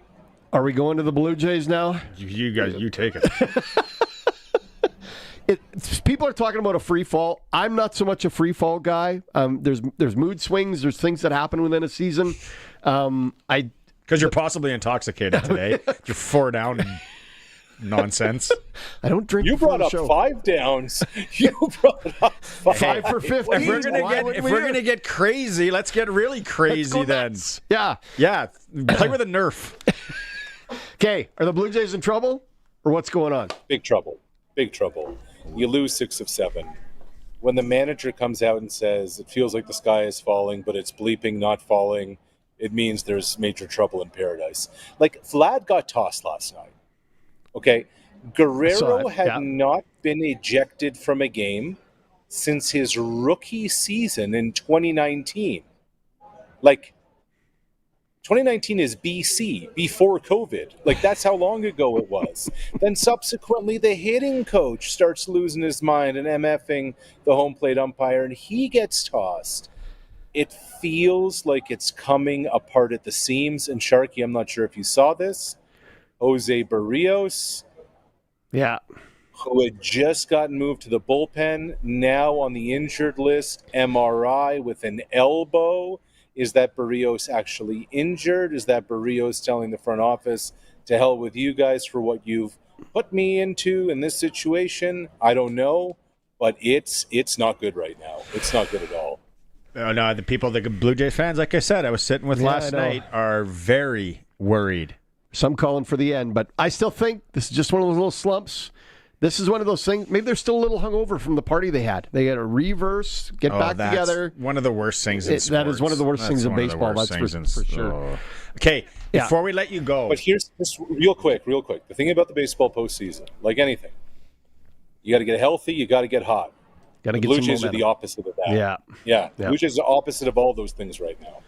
Yeah, that's why Sharky was like, "Oh, they're in as long as they're in," and I'm like, "No, there's more to it than that." But you're chipping a chair guy. I want to show up to the table with as many chips as possible. Okay, I got 5 downs coming up. A couple of texts here. Are you got time, Arash? Yeah, of course. Okay, Ron and Deb, they're always texting in. I think they text in every show, like every show in the country. Ron and Deb, the one to go is the 100-yard field. We sit in the corner. If you shrink both the field and end zones, Deb and I lose 10 yards of sight lines. End zone fans are also no longer on top of the action. Then they jump down with 1%. No, Arash. If your seats are in the end zone corners, your seats are further from the action. That ticks people off. My guess is that Arash does not sit in the cheap seats. There will be more than 1% that will drop out. Ron and Deb don't sit in the cheap seat. Maybe their seats are. Do they drive 8 hours from Alberta? Yeah. To a game? each game. Here's what's going to happen. Yeah. Here's what's going to happen. You're going to get some like Ron and Deb. I hate to be the bearer of bad news. Pro sports franchises don't care about the everyday fan. TV. What they care more about is that they're TV, yes, and they're going to put premium seating and suites on the field in the end zones, just like they do in LA, just like they do in Seattle. It's going to be a social gathering area. It's going to be more of a beer garden, etc., to try and get young people there. We live in a world where the NFL flex schedules 2 weeks out. Good luck planning a trip in November or December anywhere for an NFL game. It can change on you in a hurry. They don't care about the person, the ticket buyer. They don't, no matter what they say. Las Vegas, I know some guys that sat in those seats on the field and those little suites on the field that they have. And then at the Longhorns game, which apparently you were at, we were in the same stadium in Austin, Texas on the weekend. Didn't even have a beer together. But I was on the field there for warm-ups, and they have that area in the back, that VIP seating, bar, barbecue thing. Oh, did it smell good? That's what's going to happen. Sure it is. But in the CFL, I don't know how many more people are going to, like his Friends Confectionery that we talked about earlier, going to buy a box. I don't know. Somebody's going to move their box. But you watch a Jays game now. All they're telling you about are all the social areas for you to hang out and mingle and this and that. Ron and Deb, I appreciate that you guys sit in your seats for 4 quarters. Are we going to change the game to 3 quarters while we're at it? 5 downs, 3 quarters. But I just don't think that the ticket buyer now is spending 3.5 hours sitting in their seat. They're looking for more when they come wanting to spend their time and money somewhere. A great point. What else do you got, Barney? I don't know. You don't want to say it? Movable posts may be an issue. Barney's West Side Saskatoon have concrete goalposts because the majority of them go missing by the West Siders. No, we were too busy grabbing your bike. All right, that was a guilty laugh. There was a guilty laugh, wasn't it? Yeah. So never wasted my time on goalposts. So what we've decided is when the three of us yahoos run the league office, we're going to have 5 downs and 3 periods. I like it. And that's the way the CFL is going to go. That's right. I like it. Nice move. 15 yards for a first down. 5 downs. 15 yards for first down. Coast to coast with Arash Madani. Another pleasure. We'll chat with you next week, my friend. See you, boys. Not on Tuesday, though. Right. We're not doing a show on Tuesday. Truth and Reconciliation Day. We'll figure it out. Okay. Thanks, Arash. Arash. Coast to coast with Arash. For Brian Gawley. Smart investing solutions. Be smart with your money. Call Brian Gawley. Smart Investing Solutions. 546-2533. We got a bunch of text messages to get to, but let's go to a break first. We're going to come back with our Clutch Performer and NASCAR report. Like it. It's a Sports Cage. We're streaming at sportscage.com, and we're on the mighty 620 CKRM. 620 CKRM is your home to country's greatest hits and the 90s at 9. 1 full hour featuring the biggest hits of the 90s. Garth, Reba, Alan, Shania, George, and so much more. No cassette tape or CDs required, and 90s mullets are optional. 90s at 9 for the town of Wolseley and the voice of Saskatchewan. 620 CKRM. Experience a harvest so fundamentally different with performance and efficiency other combines just can't match. Experience a Gleaner S98 from Nick Service. There's no inefficient gearboxes or hydraulics robbing your combine of power, keeping your Gleaner a lean, mean harvesting machine. They save more and cost you less. To learn more about putting a Gleaner S98 on your farm, visit Nick Service, your AGCO dealer in Emerald Park. nickservice.com. A bad investment decision is pretty much guaranteed to be a waste of your time and money. Today we live in an ever-changing, fast-paced world with information moving in the blink of an eye. Now, more than ever, you need to ensure that you're consistently making good investment decisions. Good investment decisions will compound your money over time and protect your capital while helping you avoid making dumb mistakes. Don't guess with your money. Call Brian Gawley of Smart Investing Solutions at 546-2533. Brian specializes in helping his clients make smart investment decisions. Get it hot and get it fast. Western Pizza. Can I help help you? Name's Terry Touchdown, sent by Western Pizza. I'm here to deliver the Saskatchewan Roughriders sweet deal. A large 3-topping pizza, 4 sticks of Greek souvlaki, a large Caesar salad, and a liter of soda. All for just $48.95 plus tax. And you're entered to win luxury suite tickets to watch the Riders, like a VIP. And get it hot and get it fast. Western Pizza. The Ritchie Brothers Fall Farm season is here, featuring a huge selection of agricultural equipment coming up for auction across Canada. With 28 separate equipment auctions scheduled between October 2nd and November 6th, we're confident you'll find the equipment you need to get up and running or expand operations. And the best part is you can view detailed listings and quickly assess their assets entirely online. Head on over to rbauction.com to learn more about this great opportunity. Once again, that's rbauction.com. At the cabin or on the farm, Access Rural Internet gives you speed and service you can rely on. Right now, get Access Rural Internet for as low as $69.95 a month for 24 months, including free service calls by our local techs, a free Wi-Fi router, and a strong, reliable signal matched by our strong, reliable customer service. Great service is never far away with Access Rural Internet. Visit myaccess.ca to book your free site survey. The ball is snapped. He scans the field. He's going deep. What a play! Rider fans, make your own great play by going to riders5050.ca. You can now buy tickets for every Rider game, home or away. You can also sign up for the 50-50 Club and never miss a draw, including the weekly loyalty and early bird prizes. All proceeds support amateur football in Saskatchewan, equipping the heartland, and just maybe score a big win. Get your tickets today at riders5050.ca and go Riders! Riders 50-50 is presented by ISC. The Sportscage Clutch Performer for Nick's Service in Emerald Park. Your local Massey Ferguson Challenger, Rogator, Gleaner, and Fendt dealer. Call 781-1077. Do you guys have one? I do not. Clutch Performer? Wasn't Colson, paying do you want to attention. do Cal Raleigh? 60th home run? Nice. I got to switch over. We my had a headset. debate this morning. Before we go to it, let's see if where Sharky would land in our production meeting, which you never attend. Is it like the safety meeting that I don't go to? No, Campbell Safety Consulting. They handle all our safety needs. Okay, how many players? Name the players that have hit 60 home runs in a single season in the major leagues.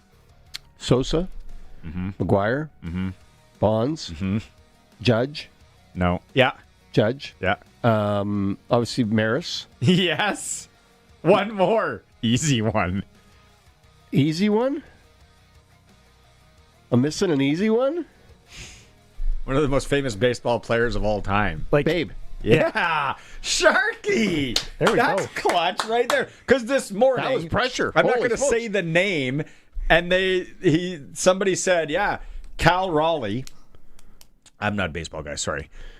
I'm looking him up. He's the only 3 guys have hit 60 home runs, and they said Judge, Maris, and Ruth. And then I'm sitting there going, I don't follow a lot of baseball, but I was working on TV when Sosa, McGuire, Bonds were all doing their all thing. getting in the 70s, and I remember yeah. cutting highlights in the special, and then it's like, well, there's an asterisk there, and I'm like, oh yeah, the steroid thing, whatever.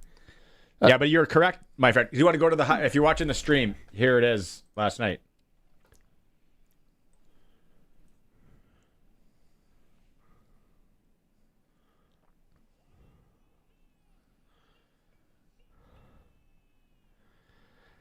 Like I got goosebumps watching that.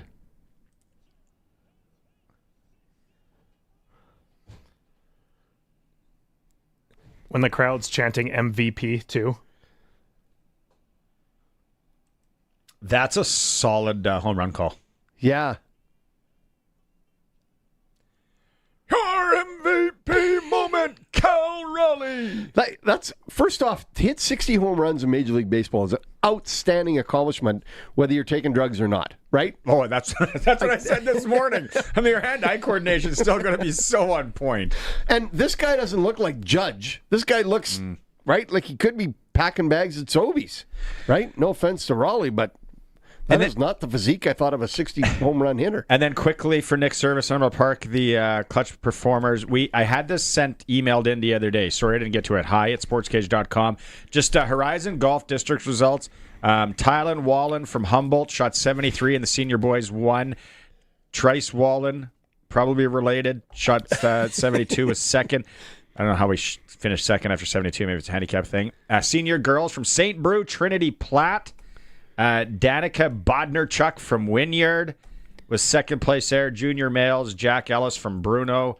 And then junior females, Alexei Melstad from Wynyard. So there's some local love on the golf front. Thanks for sending that in. Love it. Clutch performers for Nick Service in Emerald Park, your local Massey Ferguson Challenger, Rogator, Gleaner, and Fent dealer. Here it is, NASCAR report time. The Sportscage NASCAR Report, where rubbin' is racing, is brought to you by Croft Electric. 27 years of trusted, reliable home, farm, and commercial service for all your electrical needs. Visit croftelectric.com and on all socials. Interesting week in NASCAR. Week 4 of the playoffs, and the Toyota domination that we saw in the previous 3 races, over. I asked last week, do we see the rise of the Fords? And we had a better finish in week 3. The answer is yes. Ryan Blaney wins the New Hampshire race. Penske Ford teammate Joey Logano took 4th, and Josh Berry and his Ford redeemed himself, but much too late after he finished dead last in the 3 previous races to be eliminated from the playoff race. Toyota teammates Christopher Bell and Chase Briscoe were 6th and 10th, and Chevys took the top remaining 5 spots in the top 10. An interesting thing happened in the race. The challenge is Denny Hamlin and his teammate, the grandson of team owner Joe Gibbs, driver Ty Gibbs, were racing each other. Gibbs wasn't interested in letting Hamlin pass him. Hamlin's in the playoff race, so Hamlin said, young fella, it's time for you to spin out and go into the wall. And so there he went. So Hamlin ended up rubbing Gibbs off the track, spinning him out as he thought he deserved the pass. He's chasing the championship. Gibbs is not. So there'll be an interesting meeting in the garage this week as Grandpa and grandson and driver take a little chat. You know who I saw on Louvain today? And I honked and waved, and I thought they were going to run me off the road because he didn't look impressed. And I gave him the thumbs up. The guy in the Lone Wolf truck. Oh, really? It's still around. It's still there. So, yeah, I thought he was going to run me off Louvain. Can you imagine that conversation in the driver room where the owner says, let the grandson win? Hey, we now move to Kansas for race 2, field of 12. This is Kyle Larson's track as he has dominated over the last 8 races. Hendricks Motorsports has this track worked out. They finished 1, 2, and 6 of the last 8. The field of 12 has seen 4 fall below the cut line. They will need a leader to wreck or to win a race to advance. They're already several points behind. Ross Chastain's 12 back, Austin Cindric 19, and the teammates from 2311 Racing, Tyler Reddick and Bubba Wallace, are 23 and 27 back. Okay. Sprinkle of the day. We're going to be starting this for our friends at Sports Select. Legal betting. You all know it. Supporting you love it. Saskatchewan. The heritage that goes along with it. So now, and I found this out, they got futures on Sports Select, and it's never been easier. You go online, everything's there. Whether you want to play the pro line, the over-under, you want to do combo tickets, it doesn't matter. So there's futures for the Hollywood Casino 400. That's this weekend. Okay, in Kansas, Kyle Larson, the pro line odds, 370. I'd take that. And he said you said that's his track. Yeah, that's his track. Ryan Blaney and Denny Hamlin are 6. Where's Chase Elliott in there? You got Chase Elliott? You're probably going to get some nice odds on or William Chase Byron. Elliott. You got 1550 odds. Chase Elliott would be a nice pickup here, or William Byron if he's there. So all you got to do is you click it off right now on sportselect.com. On the right-hand side, it generates a QR code, and all you got to do is take that to your Lotto Spot retailer, and they print the ticket. Nice. How is that for 2025? Yeah, Sports Select. You can bet the top 4. Oh, I like this. Heritage. They've been around. Visit your local Lotto Spot retailer. You got to be 18 plus. Please play responsibly. I might be going here, and I might. How about Tyler Reddick, Pokey's boy? Pokey's boy is in trouble. The 2311 team has not run well. Pokey's 23 points back of the cut line. He'd really have to have a race. He'd be a long shot. How about George's boy, Christopher Bell? Christopher's in the mix. He is. He's in the. If you could bet him finishing 1, 2, 3, that's how I'd take that. Sportselect.com. Get it done there. All right. We're going to talk hockey and a massive event coming to Regina next Tuesday. So we'll talk about it when we come back. It's the Sports Cage. We are on the home of local sports in Saskatchewan, 620 CKRM. The Ritchie Brothers Fall Farm season is here, featuring a huge selection of agricultural equipment coming up for auction across Canada. With 28 separate equipment auctions scheduled between October 2nd and November 6th, we're confident you'll find the equipment you need to get up and running or expand operations. And the best part is you can view detailed listings and quickly assess their assets entirely online. Head on over to rbauction.com to learn more about this great opportunity. Once again, that's rbauction.com. At the cabin or on the farm, Access Rural Internet gives you speed and service you can rely on. Right now, get Access Rural Internet for as low as $69.95 a month for 24 months, including free service calls by our local techs, a free Wi-Fi router, and a strong, reliable signal matched by our strong, reliable customer service. Great service is never far away with Access Rural Internet. Visit myaccess.ca to book your free site survey. Plan for success in 2026 with the help from the Co-op Grow Team. With the latest on-farm technology, our agronomists will work with you to gather and interpret soil samples, analyze data, and gain more insight into your fields. We offer local expertise and trusted advice to help you plan your inputs and prepare for the unexpected. Get ready to make data-driven decisions with Co-op Ag Zone. Make a successful 2026 crop plan to meet your field's potential. Talk to your Co-op Grow Team today. Football's in full swing, hockey's heating up, and the baseball playoffs are just around the corner. There's only one place you need to be, Pop Jack's Cathedral. Catch every game on the big screens with 30 beers on tap, Wing Wednesdays, and Pop Jack's famous pub-style beer-battered fish and chips. Or go big with a full rack of ribs. You've earned it. Live sports, cold beer, hot food on the corner of Albert and 13th. Pop Jack's Cathedral Saloon and Steakhouse. Come early, stay late. The place where friends meet. The ball is snapped. He scans the field. He's going deep. What a play! Rider fans, make your own great play by going to riders5050.ca. You can now buy tickets for every Rider game, home or away. You can also sign up for the 50/50 Club and never miss a draw, including the weekly loyalty and early bird prizes. All proceeds support amateur football in Saskatchewan, equipping the heartland, and just maybe score a big win. Get your tickets today at riders5050.ca and go Riders! Riders 50/50 is presented by ISC. This is Sports Cage. Watch our live stream at sportscage.com and on the radio at 620 CKRM. All right. Before we get to the Western Pizza guest hotline and talk to Garth Malarchuk from the Western Canada Professional Hockey Scouts, let's go to the text line here. There was... where was the one that I said we had to talk about?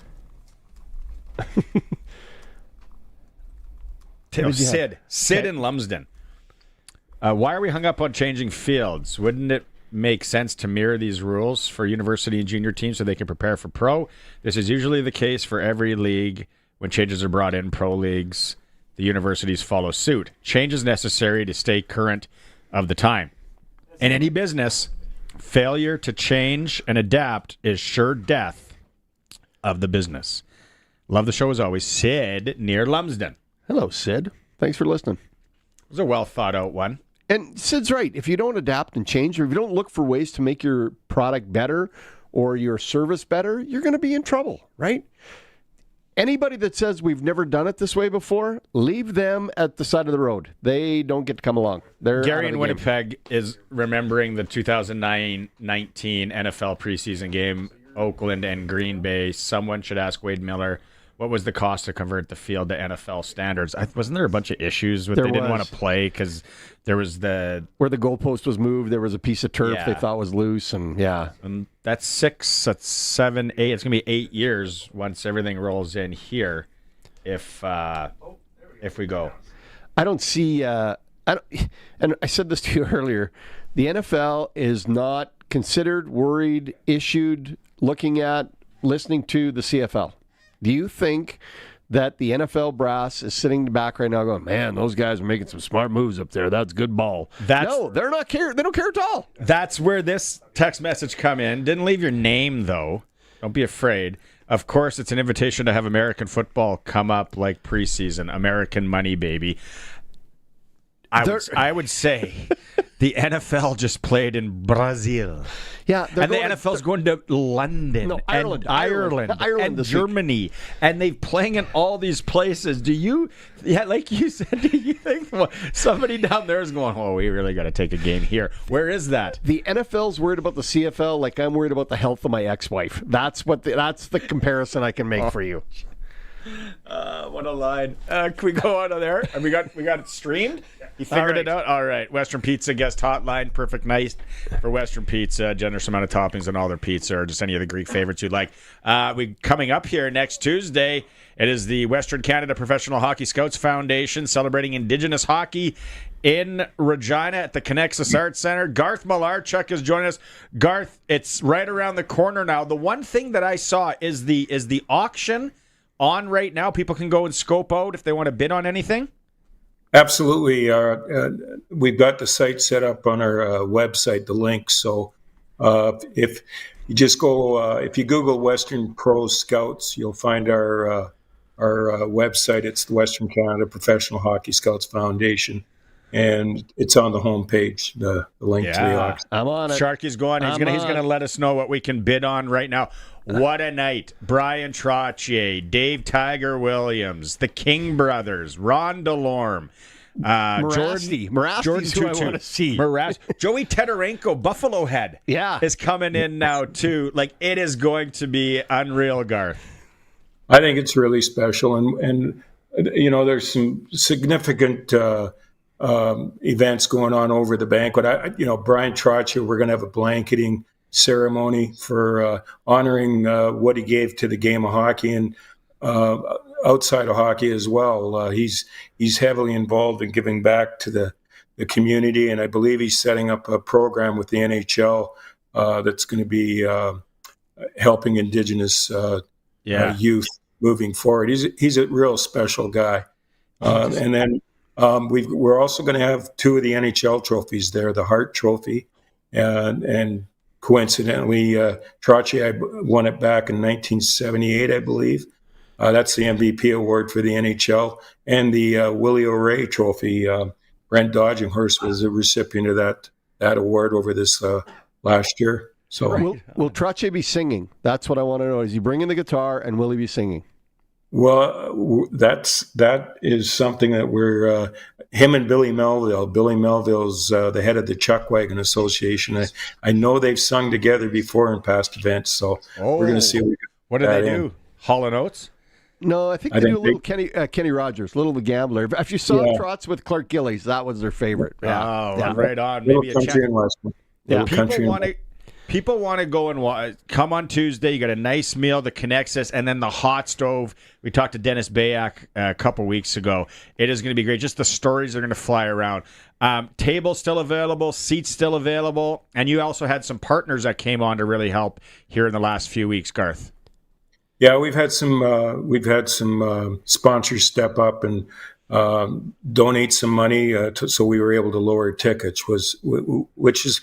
It gives some people an opportunity that may not have been able to come. So, Ron and Deb come into town. Yeah, one of the major sponsors was Edmonton Volvo. So, pretty significant.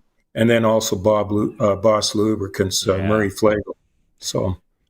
So tickets available. Like you said, Google Western Canada Professional Hockey Scouts Foundation. It's coming up Tuesday night, Truth and Reconciliation Day in the country. Any closing words? What are we missing, Garth, here? Well, I just think this is a historical event. You tie in the significance of the day, the National Day for Truth and Reconciliation. Willie Littlechild is coming to speak on Orange Day itself. He's probably one of the most honored Indigenous chiefs in Canada, and he said it best. He says there's never been an event like this before, and it is hysterical. And the Indigenous athletes that we have coming in, They're all they speak for themselves. They're all great people. So I'm on the auction. This is outstanding. Okay, what are you eyeing up there? Well, we got an autograph piece by who's the lead singer of the Hip? Why is the name escaping me? Gord Downie. Gord Downie. It's a Gord Downie autograph. The late Gord Downie is an autograph piece on here. There's some amazing trips. You can go to Calgary. You can go to the Hall of Fame. You can go to an Oilers game. There's some amazing paintings. There's signed jerseys. Bobby Orr's got some signed stuff in here. Like, this is good stuff. Take a picture with the Hart Trophy. Yeah. How about that too? And how about that trip to Toronto on the Hall of Fame weekend? You see Boston, Carolina, tickets, free airline tickets, hotels looked after, and the forum at the Hockey Hall of Fame. Let's go. The Clark Griswold signed Christmas vacation jersey is in here. There you go. There you go. Yeah. Okay, Garth. We'll keep plugging it away here. Looking forward to seeing you on Tuesday. It's going to be and then all the money, and then they're giving the money back to the community. That's right. That's another major thing that these guys are doing. The Western Canada Professional Hockey Scouts Foundation. Okay, thanks so much, Garth. Looking forward to it. Thanks for having me, guys. Take care. Go through some of the. Yeah, go through some of the trips. Trips? What have I got? Well, there's a trip to Mexico, 5-night luxury Vendetta vacation. I don't even know where that is. That's just outside Puerto Vallarta, that golf course. It's like Vendasta? Yeah, that looks... Or no, not Vendasta. That's a... Vendetta. Vendetta, yeah. Vendetta, they host a PGA event in February. So then, live auction. Here we go. We got the Manitoba Fall Classic, Predators, Jets, Riders, Bombers. Blue Rodeo is in there. Holy smokes. That's all in the same weekend in Winnipeg? Yeah. Hang on, preview. Winnipeg, I'm clicking the preview. Blue Rodeo concert October 16th, Riders Bombers 17th, Jets Predators on October 18th. Includes 3-night accommodation in Winnipeg Downtown Delta Hotel. Right? Literally, in 3 weeks, you're going to Winnipeg. What an event. I'm going to Winnipeg in 3 weeks anyway for hockey. There you go. Silver Heights. Yeah. Unlimited tap. Okay, we got to go to break here. We'll come back with that. It's the Sports Cage. We're streaming at sportscage.com. 620 CKRM is your home to country's greatest hits and the 90s at 9. 1 full hour featuring the biggest hits of the 90s. Garth, Reba, Alan, Shania, George, and so much more. No cassette tape or CDs required, and 90s mullets are optional. 90s at 9 for the town of Wolseley and the voice of Saskatchewan. 620 CKRM. Hey, you down there. Yeah, it's me, the sun. Been up here doing my thing for, 4.6 billion years or so, and you're still paying full price for power? Come on. Get a Keln Solar residential system. Use me to power your AC, your fridge, your whatever that thing is in your garage. Help me help you. What movie's that from? Anyway, when you've got extra power, Sask Power gives you credits. Jerry Maguire, that's what that line's from. Get a quote at kelnsolar.com. Hockey is back, and what better way to kick off the season than a visit to Extreme Hockey and Sport? September is Customer Appreciation Month, where every purchase qualifies you to receive your money back. At month end, 2 lucky winners will win back their purchase. Size doesn't matter. Product doesn't matter. Extreme Hockey and Sport. Locally owned, community-oriented, customer-focused, and don't forget the price match guarantee. Extreme Hockey and Sport, 1425 McIntyre Street, and the Pro Shop, conveniently located at the Cooperator Center. The Ritchie Brothers Fall Farm season is here, featuring a huge selection of agricultural equipment coming up for auction across Canada. With 28 separate equipment auctions scheduled between October 2nd and November 6th, we're confident you'll find the equipment you need to get up and running or expand operations. And the best part is you can view detailed listings and quickly assess their assets entirely online. Head on over to rbauction.com to learn more about this great opportunity. Once again, that's rbauction.com. Get it hot, get it fast, Western Pizza. Ugh, what do I want for supper? There's a bag of baby carrots, a slice of cheese that looks haunted. Step away from the sad cheese, Dave. What, the fridge? Since when do you talk? Since you've been standing here for 10 minutes whispering pizza or cereal like it's a hostage negotiation. I'll make this simple. Order Western Pizza. You are welcome. Get it hot, get it fast, Western Pizza. The ball Ball is snapped. He scans the field. He's going deep. What a play! Rider fans, make your own great play by going to riders5050.ca. You can now buy tickets for every Rider game, home or away. You can also sign up for the 50-50 Club and never miss a draw, including the weekly loyalty and early bird prizes. All proceeds support amateur football in Saskatchewan, equipping the heartland, and just maybe score a big win. Get your tickets today at riders5050.ca and go Riders! Riders 50-50 is presented by ISC. Country Corner, brought to you by Municipal Hail Insurance. Proudly serving farmers. MunicipalHail.ca. Support the Regina Youth Flag Football League by watching some of their exciting action this fall. 1,700 kids taking part with all games at the rugby fields. That includes the new Female Elite League. This Saturday and Sunday is the final weekend of games. ReginaYouthFlagFootball.com. Saskatchewan's own Hunter Brothers bring their homegrown Nights Tour to Regina November 27th. Special guest Shantea. Grab your tickets at ConnexusArtCenter.ca or stop by the box office. And Old Dominion make a stop in Saskatchewan with the How Good Is That World Tour, May 2nd at SaskTel Center in Saskatoon. Phil Vassar and special guest Sasha also take the stage. Tickets are on sale now at Ticketmaster.ca. For more information, visit 620ckrm.com.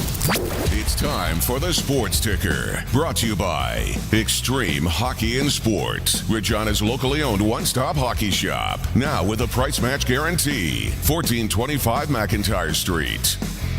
Roughriders releasing their injury report and game status for Saturday in Edmonton. A couple of note. Nelson Lacombo is out. Marcus Sales out. But we do expect Sam Emelis to be in the lineup and play. Also available, we talked about all week, Philippe Gagnon on the offensive line. It does look like Kean Schaefer-Baker is questionable and Tavon Campbell is officially out. As for the NFL, tonight there's week 4 starts. Interesting one. Seattle taking on Arizona Cardinals. I don't know. What do you like there? Where are we? In Arizona? Mm-hmm. Take Zona. In Arizona? I'm going under. I'm just sprinkling under. Local hockey. Saskatchewan Female AAA, Regina Rebels, the Saskatoon Stars, 7:45 start there. The Red Sox and Blue Jays go again. Things, if you're a Blue Jay fan, I know you're a little bit they're okay. Paranoid. They're okay. Sharky says you're okay. Sportscage.com poll today. Do you agree with Sportscage analyst Charleston Hughes that the CFL should eliminate the Canadian player ratio? You can vote at sportscage.com. Sports Ticker is for Extreme Hockey and Sport, where they have the price match guarantee on and all the sporting good items you need. They're local. They've always supported local Extreme Hockey and Sport in Regina. All right. I said, how many times today did I say I wish I was golfing? Oh, a lot. If I have to hear about it again. No, I don't wish I was golfing. Ryder Cup starts tomorrow. Yeah, you had a story you wanted to tell me about Ryder Cup. No, I got a story about Bethpage Black, one of my favorite golf courses. It is such a monster. It is awesome. It is really, really hard, right? Isn't that the one they all hate? Yeah. We can talk about that in a bit. Let's go and talk to Brian Raymond, Flowing Springs. Again, Brian, it's got to be busy out there. Please say it's busy out there. It is busy out there. This weather is unbelievable. I mean, can you think about this? February 25th, and we're talking, 22, 23, 24 degrees, and it looks like it's going to be like that for the next week or two. So, yeah, this is awesome. I mean, and really very little wind, which I keep mentioning that because isn't that a big factor in Saskatchewan?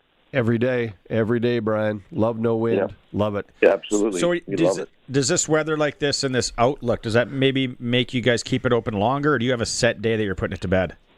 We have a set day. It is October the 13th, which is Thanksgiving Monday, and that's after that we're closed. And the reason we do it that way is you never know what's going to happen after that, and the days become so short, but it gives our staff about 10 days to 2 weeks to do a really good job of putting the golf course to bed.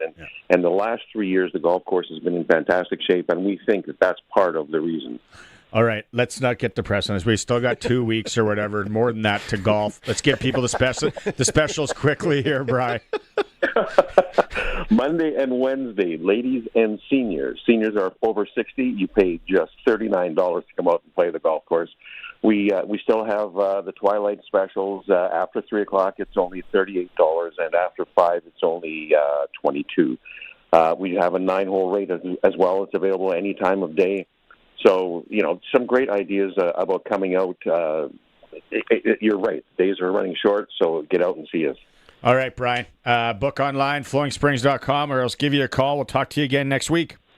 543-5050. There it is. Thanks, oh, man. I'd like to be out there right now. Oh, wouldn't it be good? There's a cold beer in hand. Can we get cold beer delivered to the studio? Is that offside? Canadian beer. Is that wrong? Yeah. Okay, Glen Suitor. He talked to Nathan Rourke. We're going to hear from him after 5 o'clock. Also, we're still giving away Rams tickets for Saturday. It's Sportscage. We're on 620 CKRM. We are 620 CKRM Regina, a Harvard media station. It's 5 o'clock. Good evening. I'm Corey Atkinson from the SaskToday.ca newsroom with your 620 CKRM news for Echo Sound in Fort Qu'Appelle. Stay connected with a new cell phone from Echo Sound. Call 306-332-6711. A fifth person has been charged in the investigation of a Regina shooting that left an 11-year-old girl seriously hurt. Police say the child was found with a gunshot wound inside a home on Edgar Street on August 11th. She was rushed to hospital by paramedics. Officers worked for 6 weeks to track suspects. Today, a 29-year-old woman was charged with a conspiracy to commit murder, an accessory after the fact. 4 others had already been arrested earlier this month. The goose is once again flying high as the symbol of Regina's steel plant. At an event yesterday, Interpro pipe and steel workers celebrated the unveiling of a restored 10-foot goose statue, long associated with the plant's IPSCO days. The logo and statue had disappeared under Evraz ownership, but returned with new owners Atlas Holdings and Orion Steel. Leaders say the goose represents roots, resilience, and pride in the workplace. Interpro also announced that it is hiring between 400 and 600 full-time jobs. Harvest progress is 68% complete in Saskatchewan, although it remains behind the 5- and 10-year averages for this time of year. Crops Extension Specialist Tice Massich says winter wheat and fall rye are the first crops to be completely harvested. Right now, most producers are working to harvest canola crops, so a little under half of canola crops in the province have been combined, so there's still a little ways to go for producers. And then just for other crops, soybeans, flax, and mustard, those kind of vary on progress as well. Barley, durum, spring wheat, and oats are at or over 70% combined, while the harvest of field peas and lentils is almost done. How to build off of the March edition of the Canada's Farm Show was a question brought up to the president of Reel this week. Rick Bennett says they're looking for ways to expand the show. If there's means we can increase participation and you look at the challenges that the agricultural industry is facing, and canola is top of mind, tariffs are top of mind. And we're a gathering place that can bring those conversations together and have, I think, some relevant outcomes. He says one area they're looking to expand on is the innovation side. Next year's event is March 17th to 19th, 2026. And Canada Post cost-cutting will reduce the frequency of mail delivery and force more homes to community mailboxes.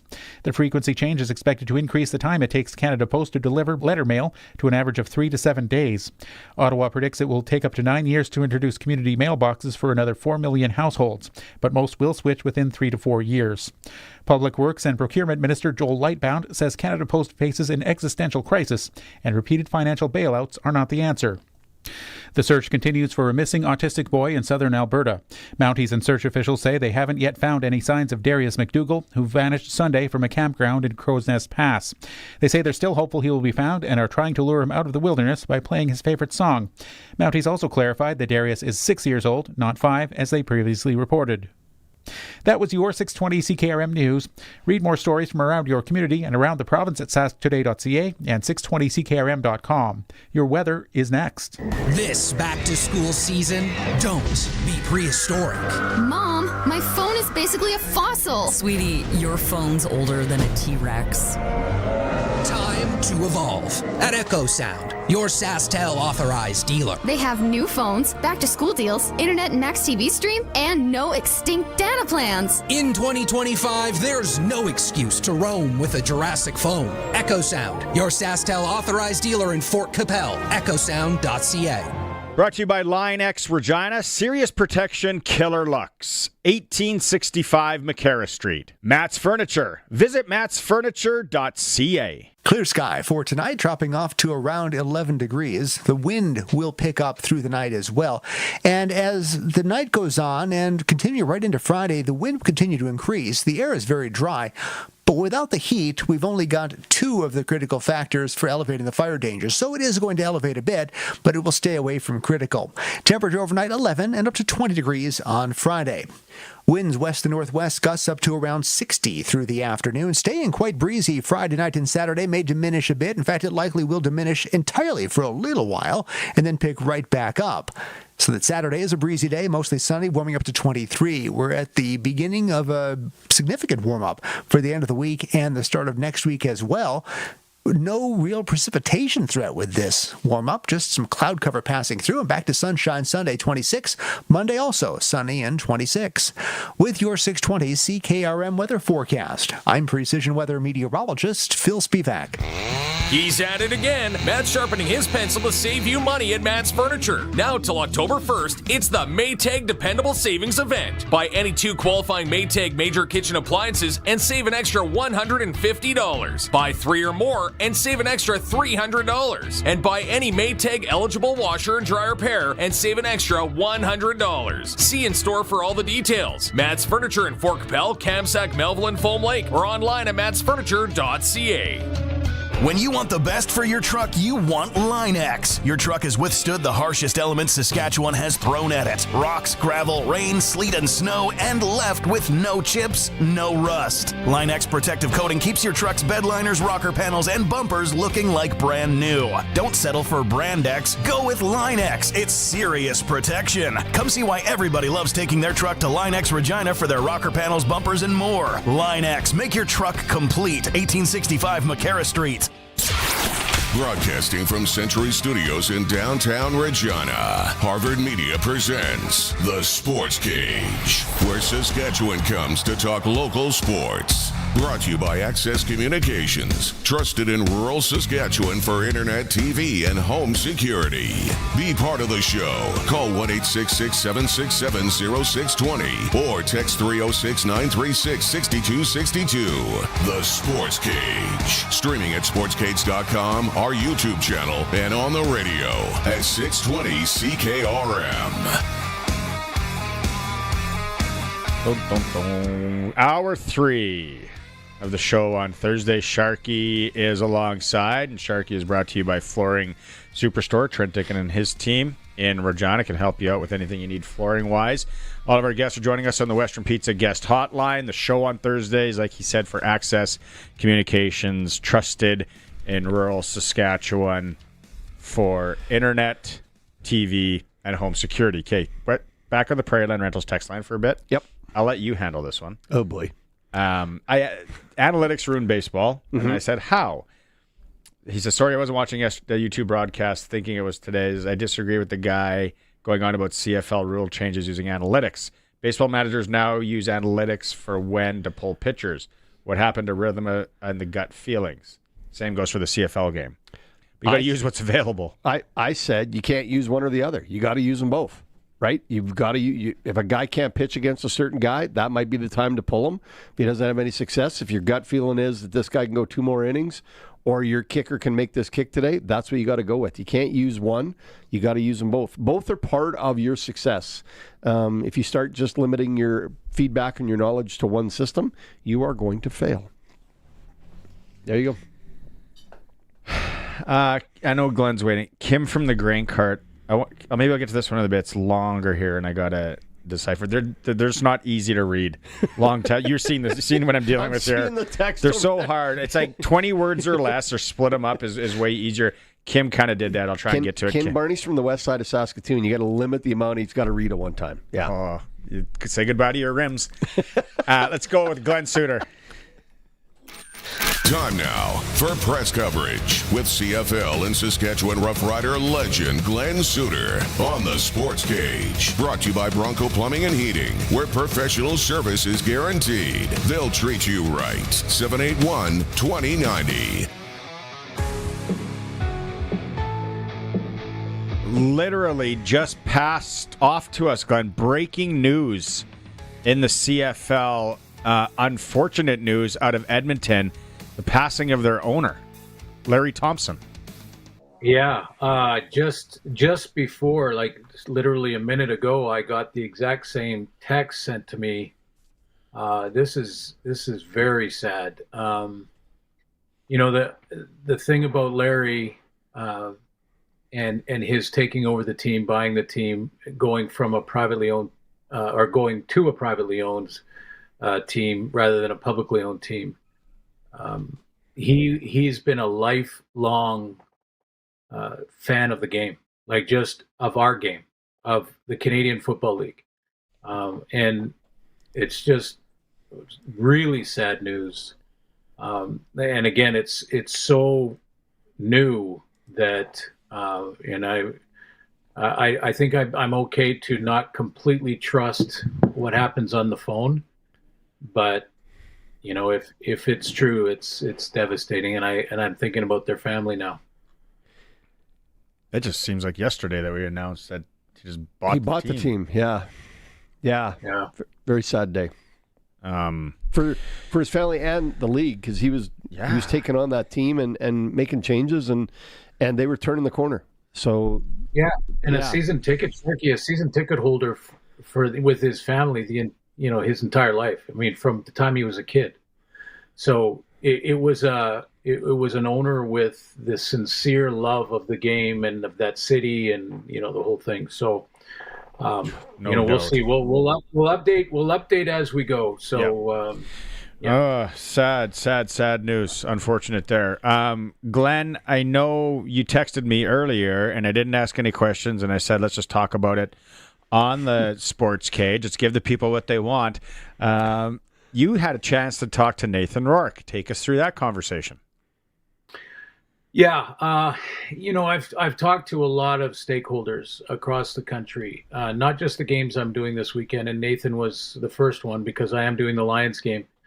And, we spent half of our Zoom call talking about these rule changes. And let me just say off the top of what an articulate, passionate Canadian that Nathan really is. And yes, had it worked out for him in the NFL, he would have gone and made life-changing money and is still definitely, could be playing in that league by ability.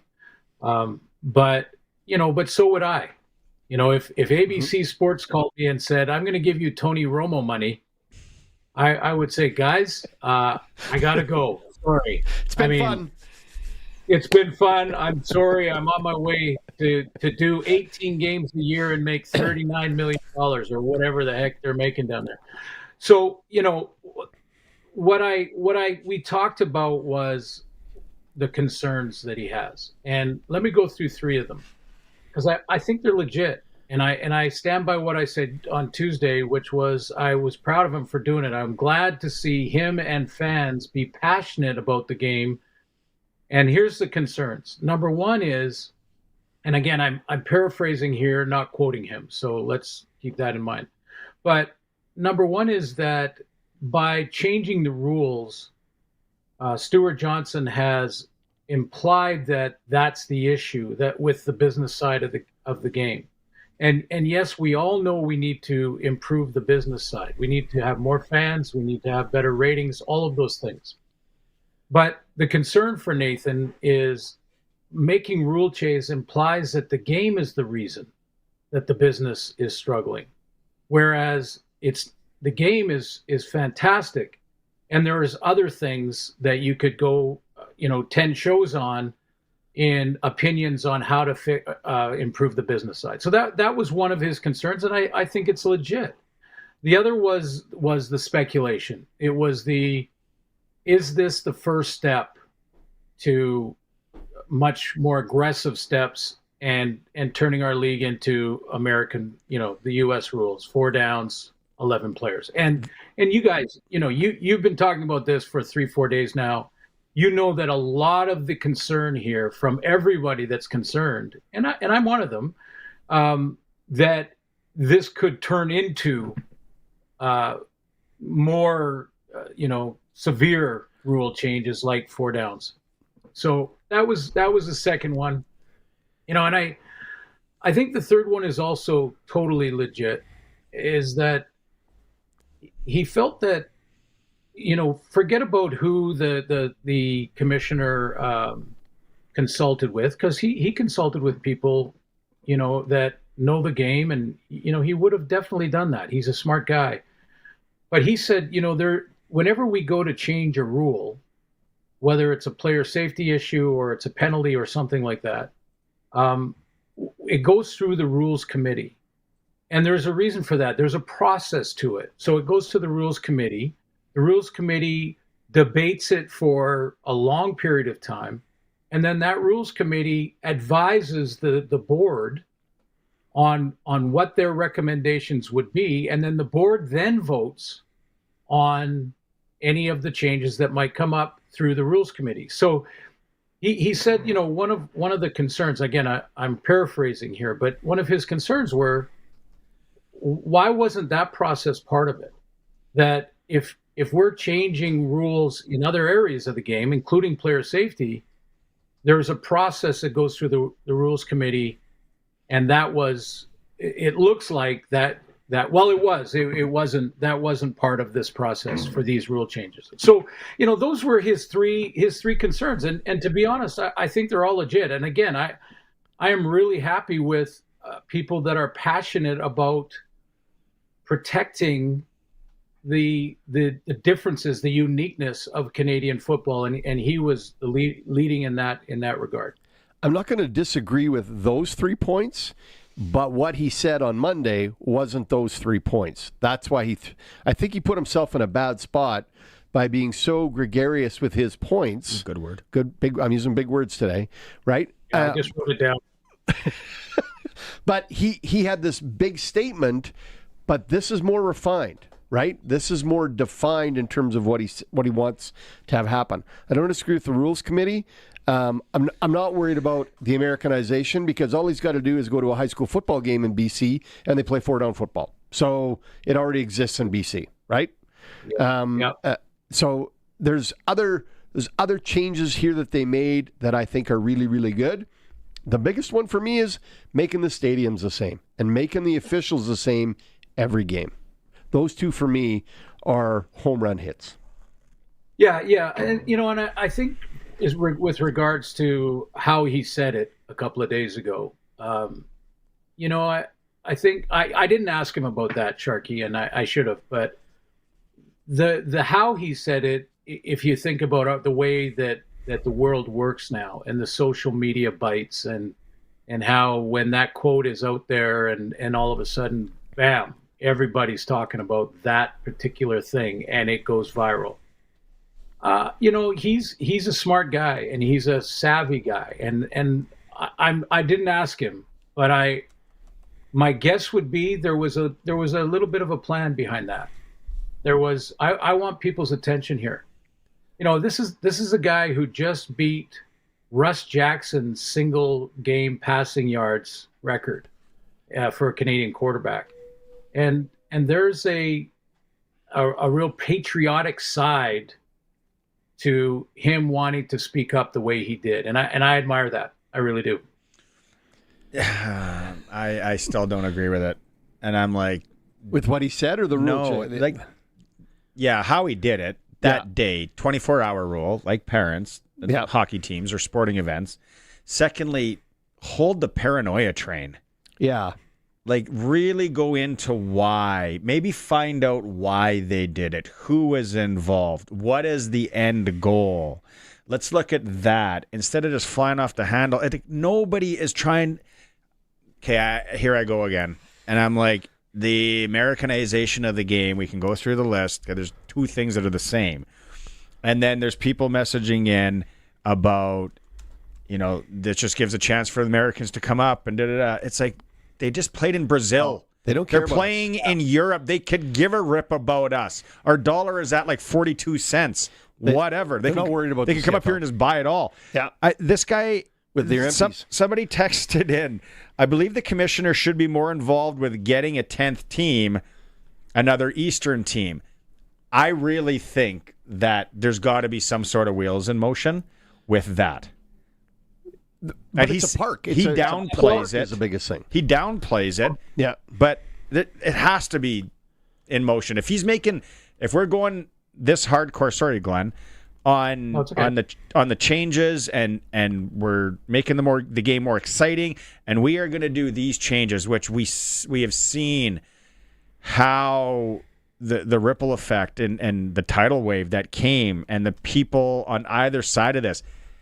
Now, anything with expansion, it's not going to shock anybody. No. Yeah. Especially if it's an American owner. Who cares if it's an American owner that's paying 50 cents on the dollar or whatever? Go nuts. Go nuts. As long as there's some sort of long-term guarantee. Yep. Yeah. Yeah. And I think the thought of expansion with the 10th team in the Maritimes has been an issue for the last administration and will be for this one too, and one that they're going to work on. It's just you can see over the first 150 days that it wasn't the priority, because this was a this was a priority.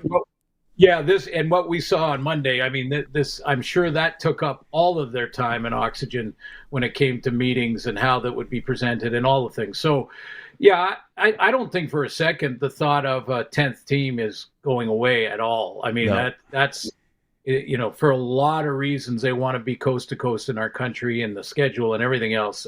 So there's that. But the one other thing about and I think your poll question goes along with this too, with the Canadian ratio, because that was to me one of my pillars. Of course, on Tuesday we talked about it. Yeah. Mm-hmm. 12 men, 3 downs, the final 3 minutes, and the Canadian ratio. Those are the real pillars for me. And the developmental side of giving Canadians the opportunity to become the stars and some of the best players in the game. And, we're seeing it even in the quarterback position evolve with Nathan. I think if you lose that, you are closer to the XFL than probably any other change. I mean, 4 downs would be the other one. You go 4 downs and get rid of the Canadian ratio, you're the XFL. And we know exactly what has happened with every one of those FLs in the last 30 years.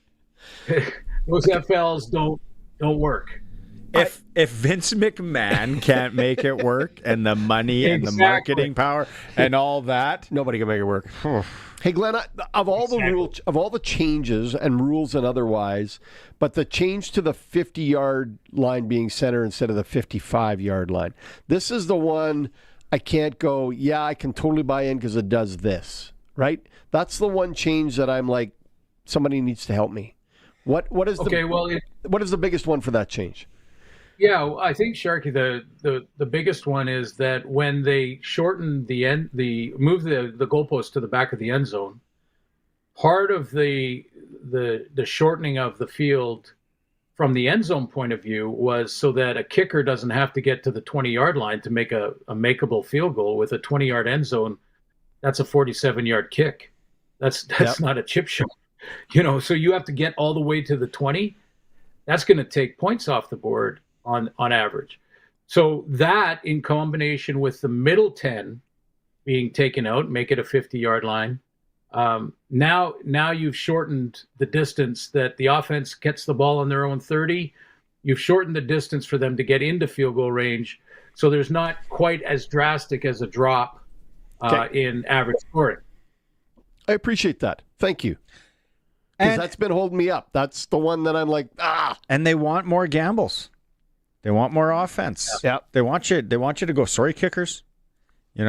Nobody cheers a punt. Okay, the punters' Barney, parents do. Coffin corner. And Barney, I've been saying this for me is, I agree on a lot of the points that Nathan made in our conversation. And I did a survey of a lot of different stakeholders over the last 48 hours. And I won't name any of them. And it's more than just the 4 teams I'm working with this weekend. And I can guarantee you one thing. The Rules Committee is going to be adamant about maintaining the final 3 minutes of games.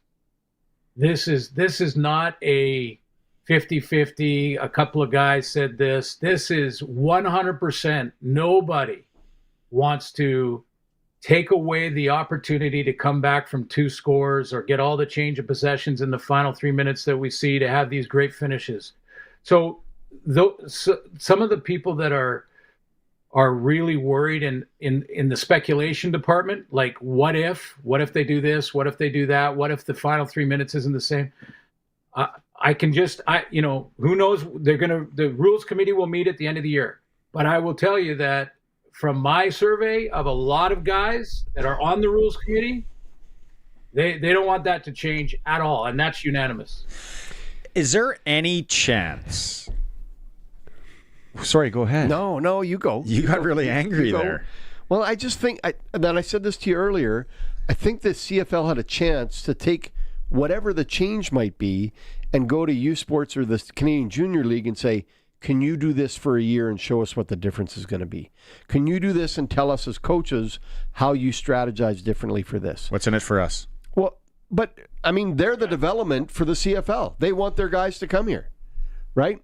It's an opportunity for them to get a closer relationship with the Canadian Football League and the CFL to see it happen. I'm finding that relationship isn't that great. Yeah, I'm just Sharky, an outsider.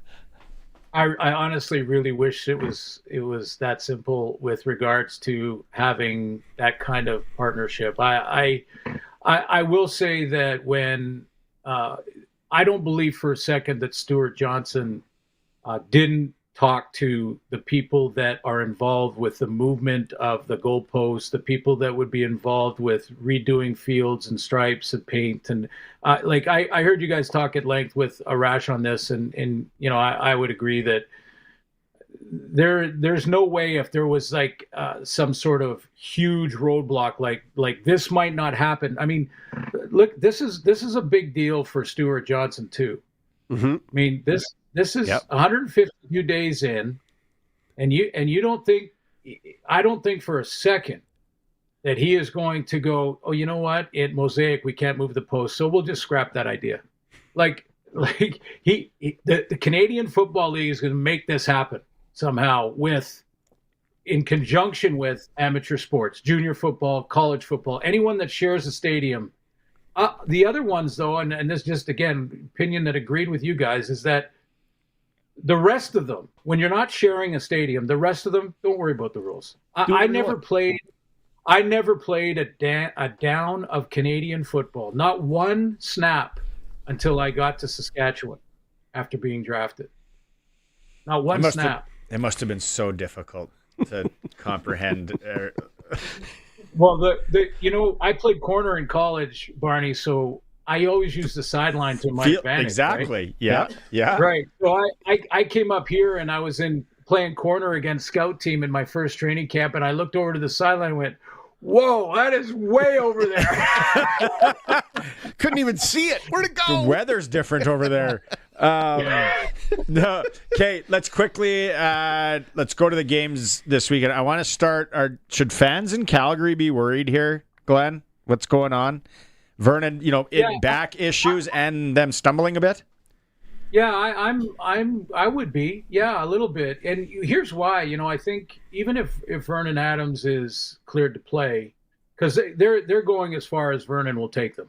Let's be honest. If he can regain the month ago form that he had, that team can beat anybody. Now they're going to miss Flo Rimolade. That's a big loss for them on the defensive side. But when Vernon was playing that way, they could play with anybody and look like they, we were talking about them as the best team in the league at the time. So them in Saskatchewan. So, I think that's important. But with what he's gone through with his concussion issues, when the medical group clears him and he feels like he's good to go, which it sounds like is going to happen, like this week, I think there's still, with concussions, there's an effect on your confidence.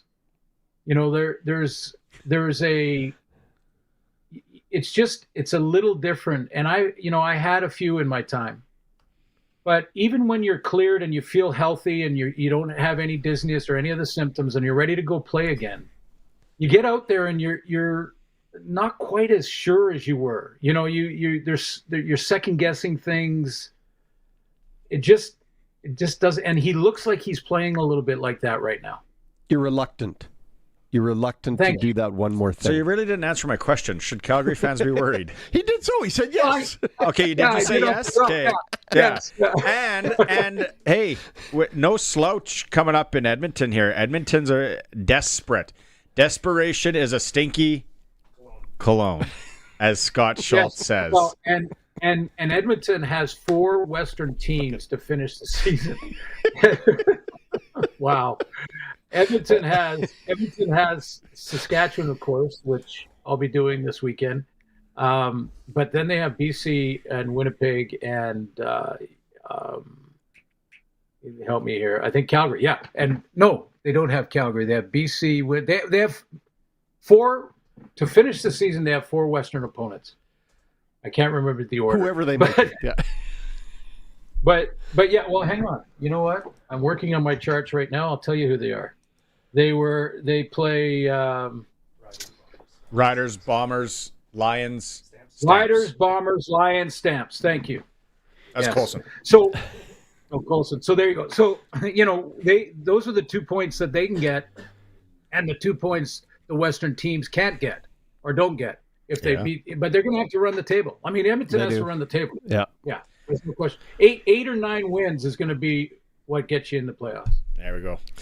Okay. Well, travel safe. Travel safe this weekend. I'm sure people will want to talk to you when they see you in airports and all that. So maybe be mask guy in the airport. Some go back to mask, low hat, Glenn, and just sit in the corner of an airport, or else you're going to be bombarded the whole time. So the rule changes. Guys, we are 3 days in now, and I haven't returned near half of the text messages and things. So I feel special because you're returning my stupid ones. Yeah. Hey, and any update on Bob? Yes. Actually, just today, Bob was spotted about 2 blocks from here, so I'm fully expecting him to see him tonight. All right. There we go. All right, Glenn. Have a good weekend. Travel safe. Thanks, gentlemen. Take care. Press coverage with Glen Suitor for Bronco Plumbing and Heating, where professional service is guaranteed. They'll treat you right. Bronco Plumbing and Heating, you can call 781-2090. We got a load of text messages to get to here if we can, and we got the SJHL report coming up. Holy smokes. How do we fit it all in? It's the Sports Cage. We do magical things over here. Streaming at sportscage.com. Rider Nation lives on 620 CKRM. I'm Dave Thomas, voice of the Saskatchewan Roughriders. Saturday is game day as the Riders take on the Edmonton Elks. Countdown to kickoff with Justin Dunk and Tegan Whitco's at 2. The pregame show's at 4. And kickoff with Luke Mullender and I is at 5. Saskatchewan Roughrider football on the Cooperators Rider Broadcast Network is brought to you by UFA and Croft Electric. Stream every moment of Rider football at sportscage.com. Sask Lotteries has over 50 years of winning behind us. And you know what that means?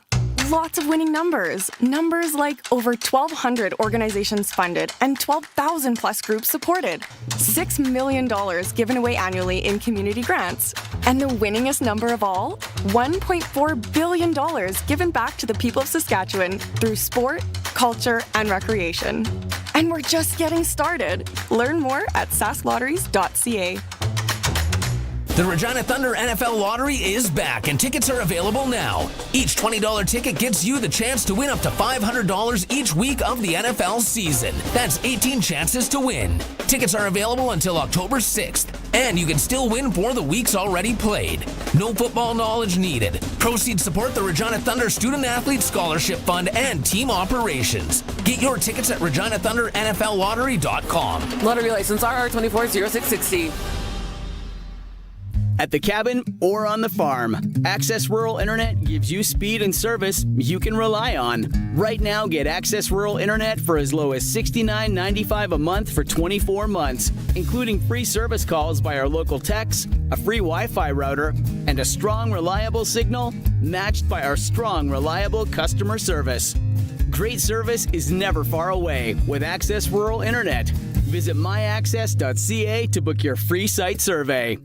It's time for the Sports Ticker, brought to you by Steelcraft Doors Regina, made in Western Canada for Western Canadians.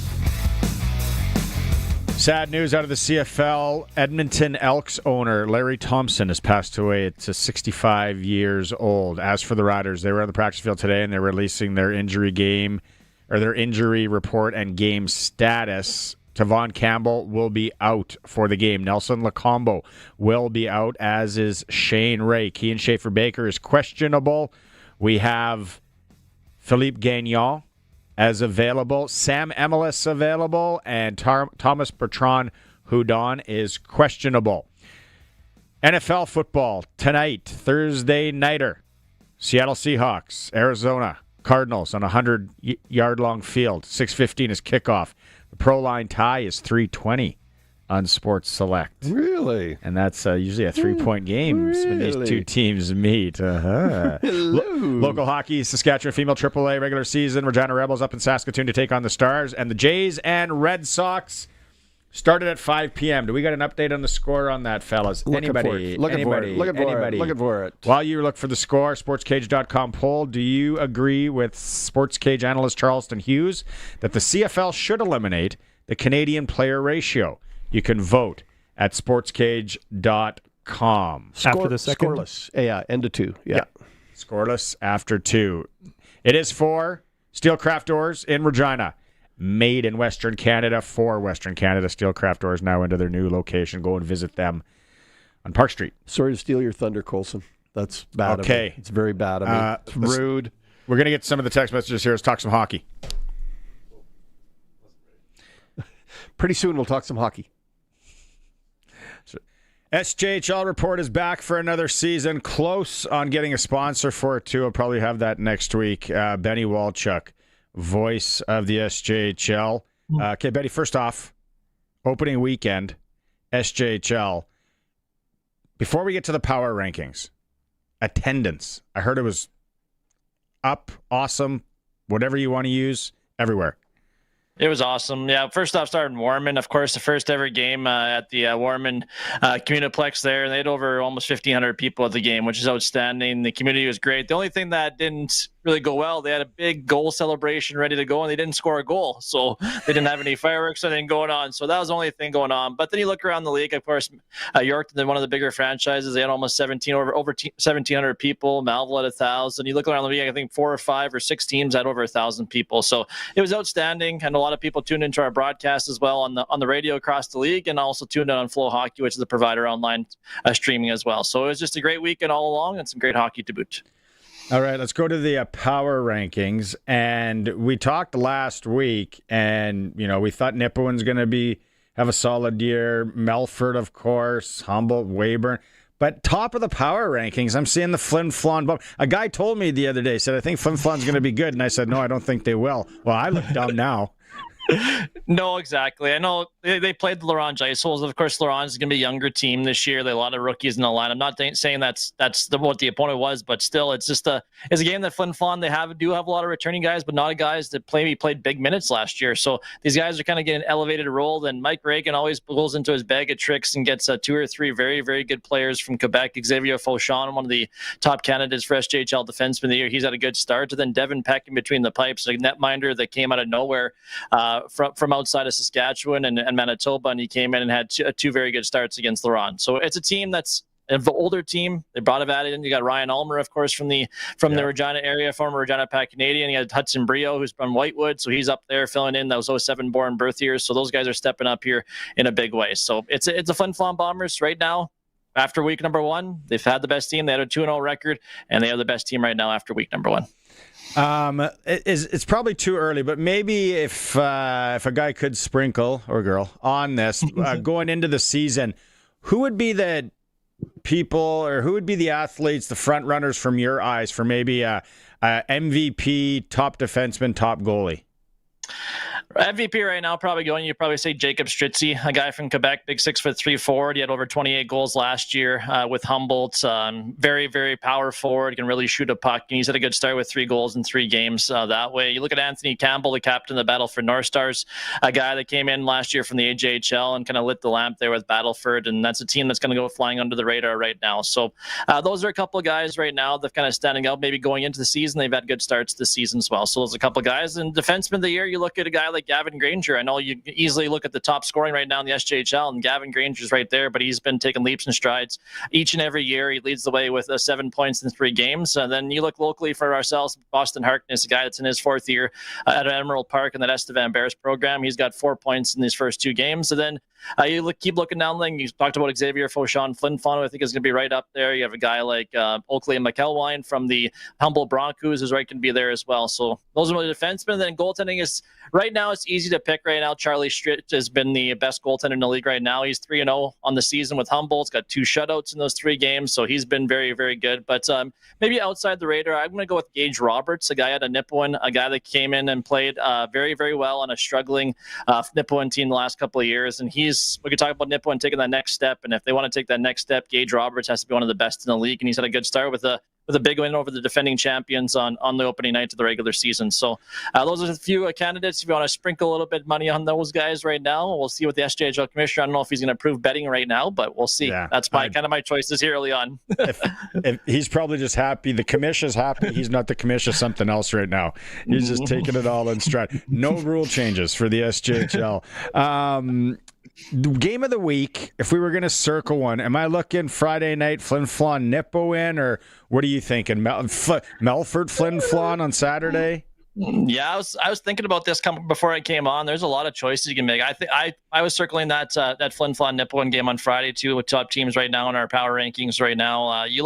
You got Weyburn Estevan, the Highway 39 rivalry is always a great showdown. You got Malville Humboldt home and home this weekend as well. So it's good the weekend, and the weather's still nice, and the guys are wrapping up harvest. We'll wish everybody the best there, whoever's tuning in here from the combine here the next couple weeks or so. But if you're not, come out down to an SJHL rink, and you're definitely not going to be disappointed when you come and see kind of the action happening around, not only on the product on the ice, but also the in-game entertainment too. It's been outstanding.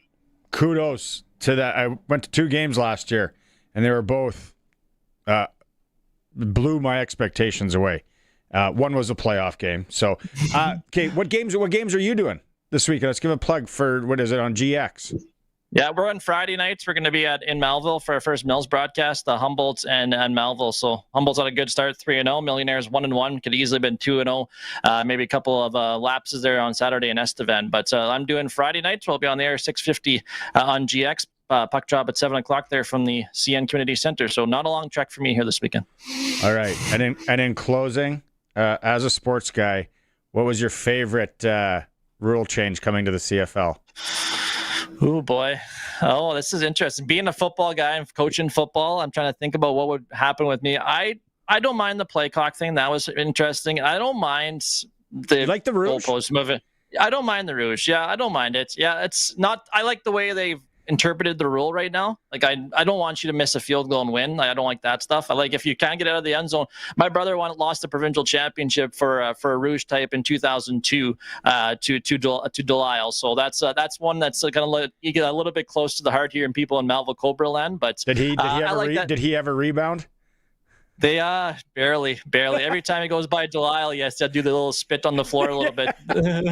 But I don't mind the post back either. I think it's providing more offense, like the NFL we see with the post back. Is you know what? Everybody said it doesn't happen very often, but I've coached the last 3 years. It's happened 3 times to us here down in the red zone on our games here in high school. So I know it doesn't happen very often. It did cost the Riders a few years ago, but I think the changes are good. I think some people just have a little bit of overreaction. Yeah, I'm sure you'll be talking about it lots around the rinks too. People will be coming up wanting to pick your brain. Just keep those headphones in, so then they can pretend that you're just listening or something.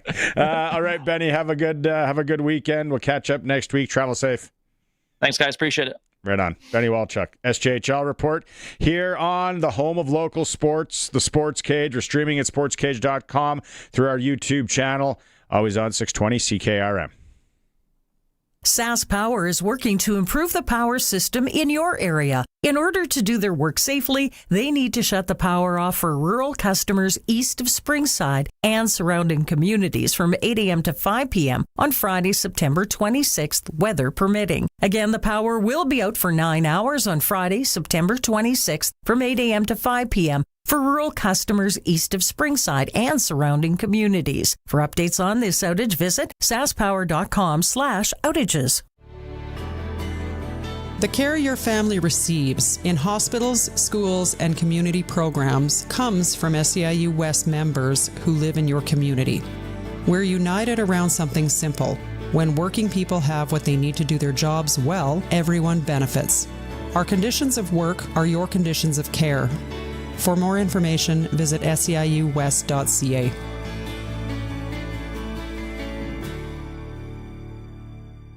Time is running out. The final deadline in the Rough Rider and Children's Hospital Foundation's lottery is midnight tomorrow. Don't miss your chance to win big.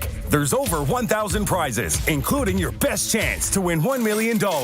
Imagine driving away in a luxury vehicle, jetting off on a dream vacation, or scoring fantastic rider prizes. But hurry, the final deadline is midnight tomorrow. Help Saskatchewan kids and get your tickets now at riderschildrenslottery.ca. Lottery license LR250022. Please play responsibly.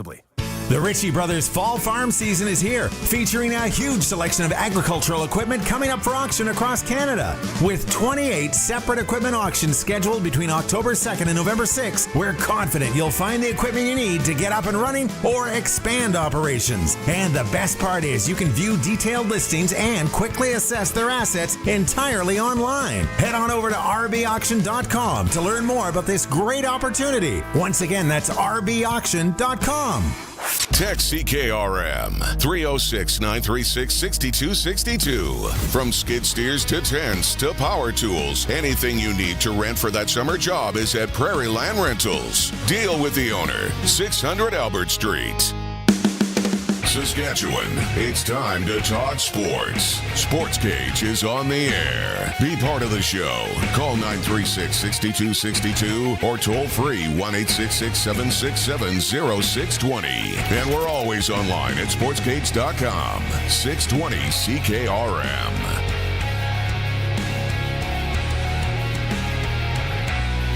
And we're back. Access Communications. On Thursdays, Access Communications is trusted in rural Saskatchewan for internet, TV, and home security. And in my man cave. And Sharky's man cave. And Sharky is here thanks to Flooring Superstore, Trent Dickin and his team. Cash and carry price is tough to beat, or if you want someone to do the job, especially if it's a insurance claim. Doesn't matter what it is. Your contractor doesn't need to direct you to where to get your flooring. Yeah. You can go wherever you want to get it. Smoke and mirrors. Listen, buddy. Yeah. I get my own flooring from I got a guy. Flooring Superstore, and they're local. Okay. Text line and YouTube line. Colson, which ones were jumping out at you? The one that from someone in America. Sent it in. I haven't even talked about Austin last week and the trip and the football game and all that. And we might not. We might save that for another time. Oh, yeah. The Canadian ratio to us Americans is woke football. So that's a comment from an American. Sea Lightning, hot and heavy today, coming in. He says, say hello to a boring coffin corner kick. Easy, Sea Lightning. Yeah. Those are exciting. What if he could sprinkle on coffin kicks? Maybe that's what they're going for. They're going to create some in-game action. It is. It's tough to do. There's no doubt about that. On the other side, Roscoe sending us pictures of his IPA beer, and I said IPA beards are for long beard and bike lane guys. Yeah. No. So he sent a different one now. More Coors Light. There we go. I appreciate that. We don't have a beer sponsor yet on the show. If we're not going to get one if we don't talk about plugs. We got to show them the benefit. By making all these non-Canadian rule changes may deter an Eastern franchise. I don't think that has anything to do with it. Nope. Might actually inspire an Eastern franchise because they don't have to build as big a stadium. Kim from the Grain Cart. Can you talk about something for a sec while I read this one? What do you want? I need to proofread it. Okay, so give people that are just tuning in your idea on why it should be 4 downs. There, no. Here, then we'll get You so have to double down on it. The point being, if you really want to expand scoring in the Canadian Football League, add a 4th down. Think of how exciting it would be that they've got 4 tries to get the 10 with the wide field and the 12 players. That's what I think about when I think about expanding scoring, is adding a 4th down. I know for many of you that is sacrilege and you want to hang me somewhere, throw stones, maybe some tomatoes, eggs, whatever the case might be. I live on a little acreage north of town. You can find it out there. But please don't dismiss that idea if that was the only change. Okay. Kim's on the grain cart. Okay. He need more offense? ? Add a fourth down? ? Know what else will add more offense? Take 1 minute off. Take one man off the field. That's a big field for that. That was my suggestion to the NFL. Play on the CFL size field. It's a version of bandy instead of hockey. Yeah. Change? ? Need more offense? ? Sure. Let's shorten the baselines from 90 to 80. That's a better comparison than saying that each stadium is different size, which we all know is done for political reasons. I don't think it's done for political reasons. You guys, for construction reasons. You guys heard how to boil a frog? I know you need online engagement, but come on. When you start effing with the CFL field, you start to add heat to the pot of water with the frog in it. I could almost find a way to live with the smaller end zones if they hadn't eliminated the 55-yard line. That seems to be the one. But Suits explained it well. He really did. He explained it well, that you're closer to getting in field goal range without it. That's what I said earlier, and then you said no. It's better for the punters, and I said, I need to see it. I need to see it play out. Arash made really good points again on. He thinks. Is this Greg from Piffle's podcast? Yeah, work that he did the other day. Figured I'd grab it for tomorrow. But if you're looking at the stream, it's Mosaic Stadium with the new field dimensions superimposed over the old field dimensions. Look at how many boxes in the corner that you have. Saigon by Night box. Yeah. Friends Confectionery, like we said, their box. Yeah. Joe's Plumbing and Renovations. Yeah, they're in there. Joe's Plumbing. I'm just making that up. Probably Flooring Superstore would have one, knowing them. Jolly Roger. The Jolly Roger would put one in. Wouldn't it be nice? Win tickets. Swing by the Roger, get your game tickets. You're right on the field. Yeah. There's so many different. Yeah, and you know, that's really interesting. I'm very curious on the turf and when. Here, okay, so and I thought about this yesterday when I was driving back, listening to you guys talk about the turf issue. If they do have to replace this turf, and again, it would be slightly before the 10 years is up. Mm-hmm. That does not mean this turf is garbage. It just means by pro football standards, it needs to be replaced. I think some places, they donate their turf to another. Like this turf, they could put it in a park in the Northwest Regina. Well, or that park right behind Luther College where the kids play football. Right between Optimus? Is it Optimus Park? Yeah, right between there? Yeah, great spot. That's a great spot for that turf to That's go. where I used to play men's league. Exactly. Touch. Right. So now we got a field at Libel, we got a field at the U of R, we got a field at Optimus Park. What a great move! It's sad we don't have, and it is expensive, and it's an expense thing. We don't have more field turf like in the States. I'm probably in Eastern Canada too. Even in BC, there's tons of it. Yeah, because once it starts raining, you can't play on those fields. No, especially in Regina. Like when I moved to Regina from Saskatoon, and we're playing, and it's like games canceled because of the fields, and I'm like, what? Yeah. They're like, it rained really hard in North Regina. Well, we're playing in the South. And it's like just arbitrarily to shut down all the fields, and then you get to kids when I started to have kids and then they got involved. And I'm like, this doesn't make a lot of sense. Like I get it. And there's probably one person making the call, but we need field turf because then you can play. But it's an opportunity to take that turf and reuse it for kids and minor football and stuff throughout the city. I think that's a fantastic move. As we talk about this more, if Regina fights it, send it to Moose Jaw. And if we Lumsden, if you think about this more, it's just more field turf for the soccer to play on anyway, because soccer is booming, huge. It is the sport. It is where the country is going. It's a very easy sport to get into and play, right? And it's so international. That's right. Yeah, it's a very easy sport to start. No contact, just run around, kick a ball, right? Oh, you look at, you go to the elementary schools and you see what's going on basketball. It's like, whoa, like there's grade 8 kids slam dunking basketballs. Oh, my goodness. Yeah, my son, they were in the final last year, the Catholic school, and I forget what team they played. The other team had 2 kids that could dunk. Have fun, Roman. What's Roman, 5'3"? I'm just yelling at him. You got to get on him. You got to... No, guard that guy. He's 5'8", but... 6'1" and a guy with hops. It was amazing. Wow. And it's so cool. So right away I tried scouting him. I tried picking him up for our flag football team. Like, have you ever caught a football before? It's an opportunity. I see it as an opportunity for that turf to be reused in another place, and great for kids, whatever community it goes to. Yeah. It's been really busy. Have you awarded the Rams package, Colson? That's it. Yeah, we gave away tickets. Rams are in action Saturday, 2 p.m. kickoff, Mosaic Stadium against Manitoba. Gave away the package today. Two youth Ram hoodies, 2 water bottles as well into that. And then don't forget the Thunder are playing. We'll talk more on the Thunder tomorrow because Greg from Piffles Podcast is in. September 30th, next Tuesday, the big dinner at Connexus. All the Indigenous hockey players going to be there. Hot stove. I'm just looking forward to John Morasti, and I've been told by everybody he is going to be the comedian in the room and the one with the best stories. So, I don't know. Have you ever Joey Tedorenko's hilarious? I don't know Joey. I haven't seen him. So yeah, it's going to be a fun night. There's Rich Pilon will tell stories. Rich Pilon will be telling stories when we're on the air Monday afternoon. He'll still be at the Connexus telling stories. I like it. When we had Rich on, he was really, really good.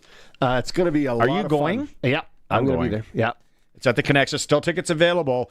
And they discounted tickets they sent. It's the Western Canadian Pro Scouts. Yeah, just search it in Google, Western Canada Pro Scouts. And then if you want to bid on any of the silent auction, this is where it becomes a slippery slope for me. You can click on that as well. Yeah. I see the Tragically Hip Salute to the Crowd poster or painting. That is, and it's autographed. It's already gone up since we looked at it. Mexico Dreams Vacation. Lots of jerseys, custom frame jerseys. Boston Bruins Phil Esposito canvas print. That's in the Canada. That's a Teams Canada 72 print. Yeah, that's a good one. Brian Trottier signed jersey. He's going to be there. I wonder if he'll personalize it. Sure, he would. He's probably one of the nicest guys you're ever going to meet. Well, that's without a doubt. Really? Yeah. Jordan Nolan, Carey Price, Theo Fleury, Connor Bedard. Yeah. Tiger Williams will be there. It's going to be awesome. Yeah, it's Tuesday, and you can go get tickets, and it's going to be a lot of fun. All right, that pretty much wraps it up today. I'm back tomorrow. Thanks, Sharky. You're welcome. For the That's what I do. For the 3 hours of entertainment. I'm back tomorrow. Greg from the Piffles Podcast is going to be here. Rob Vanstone's going to drop by with his dog in the show.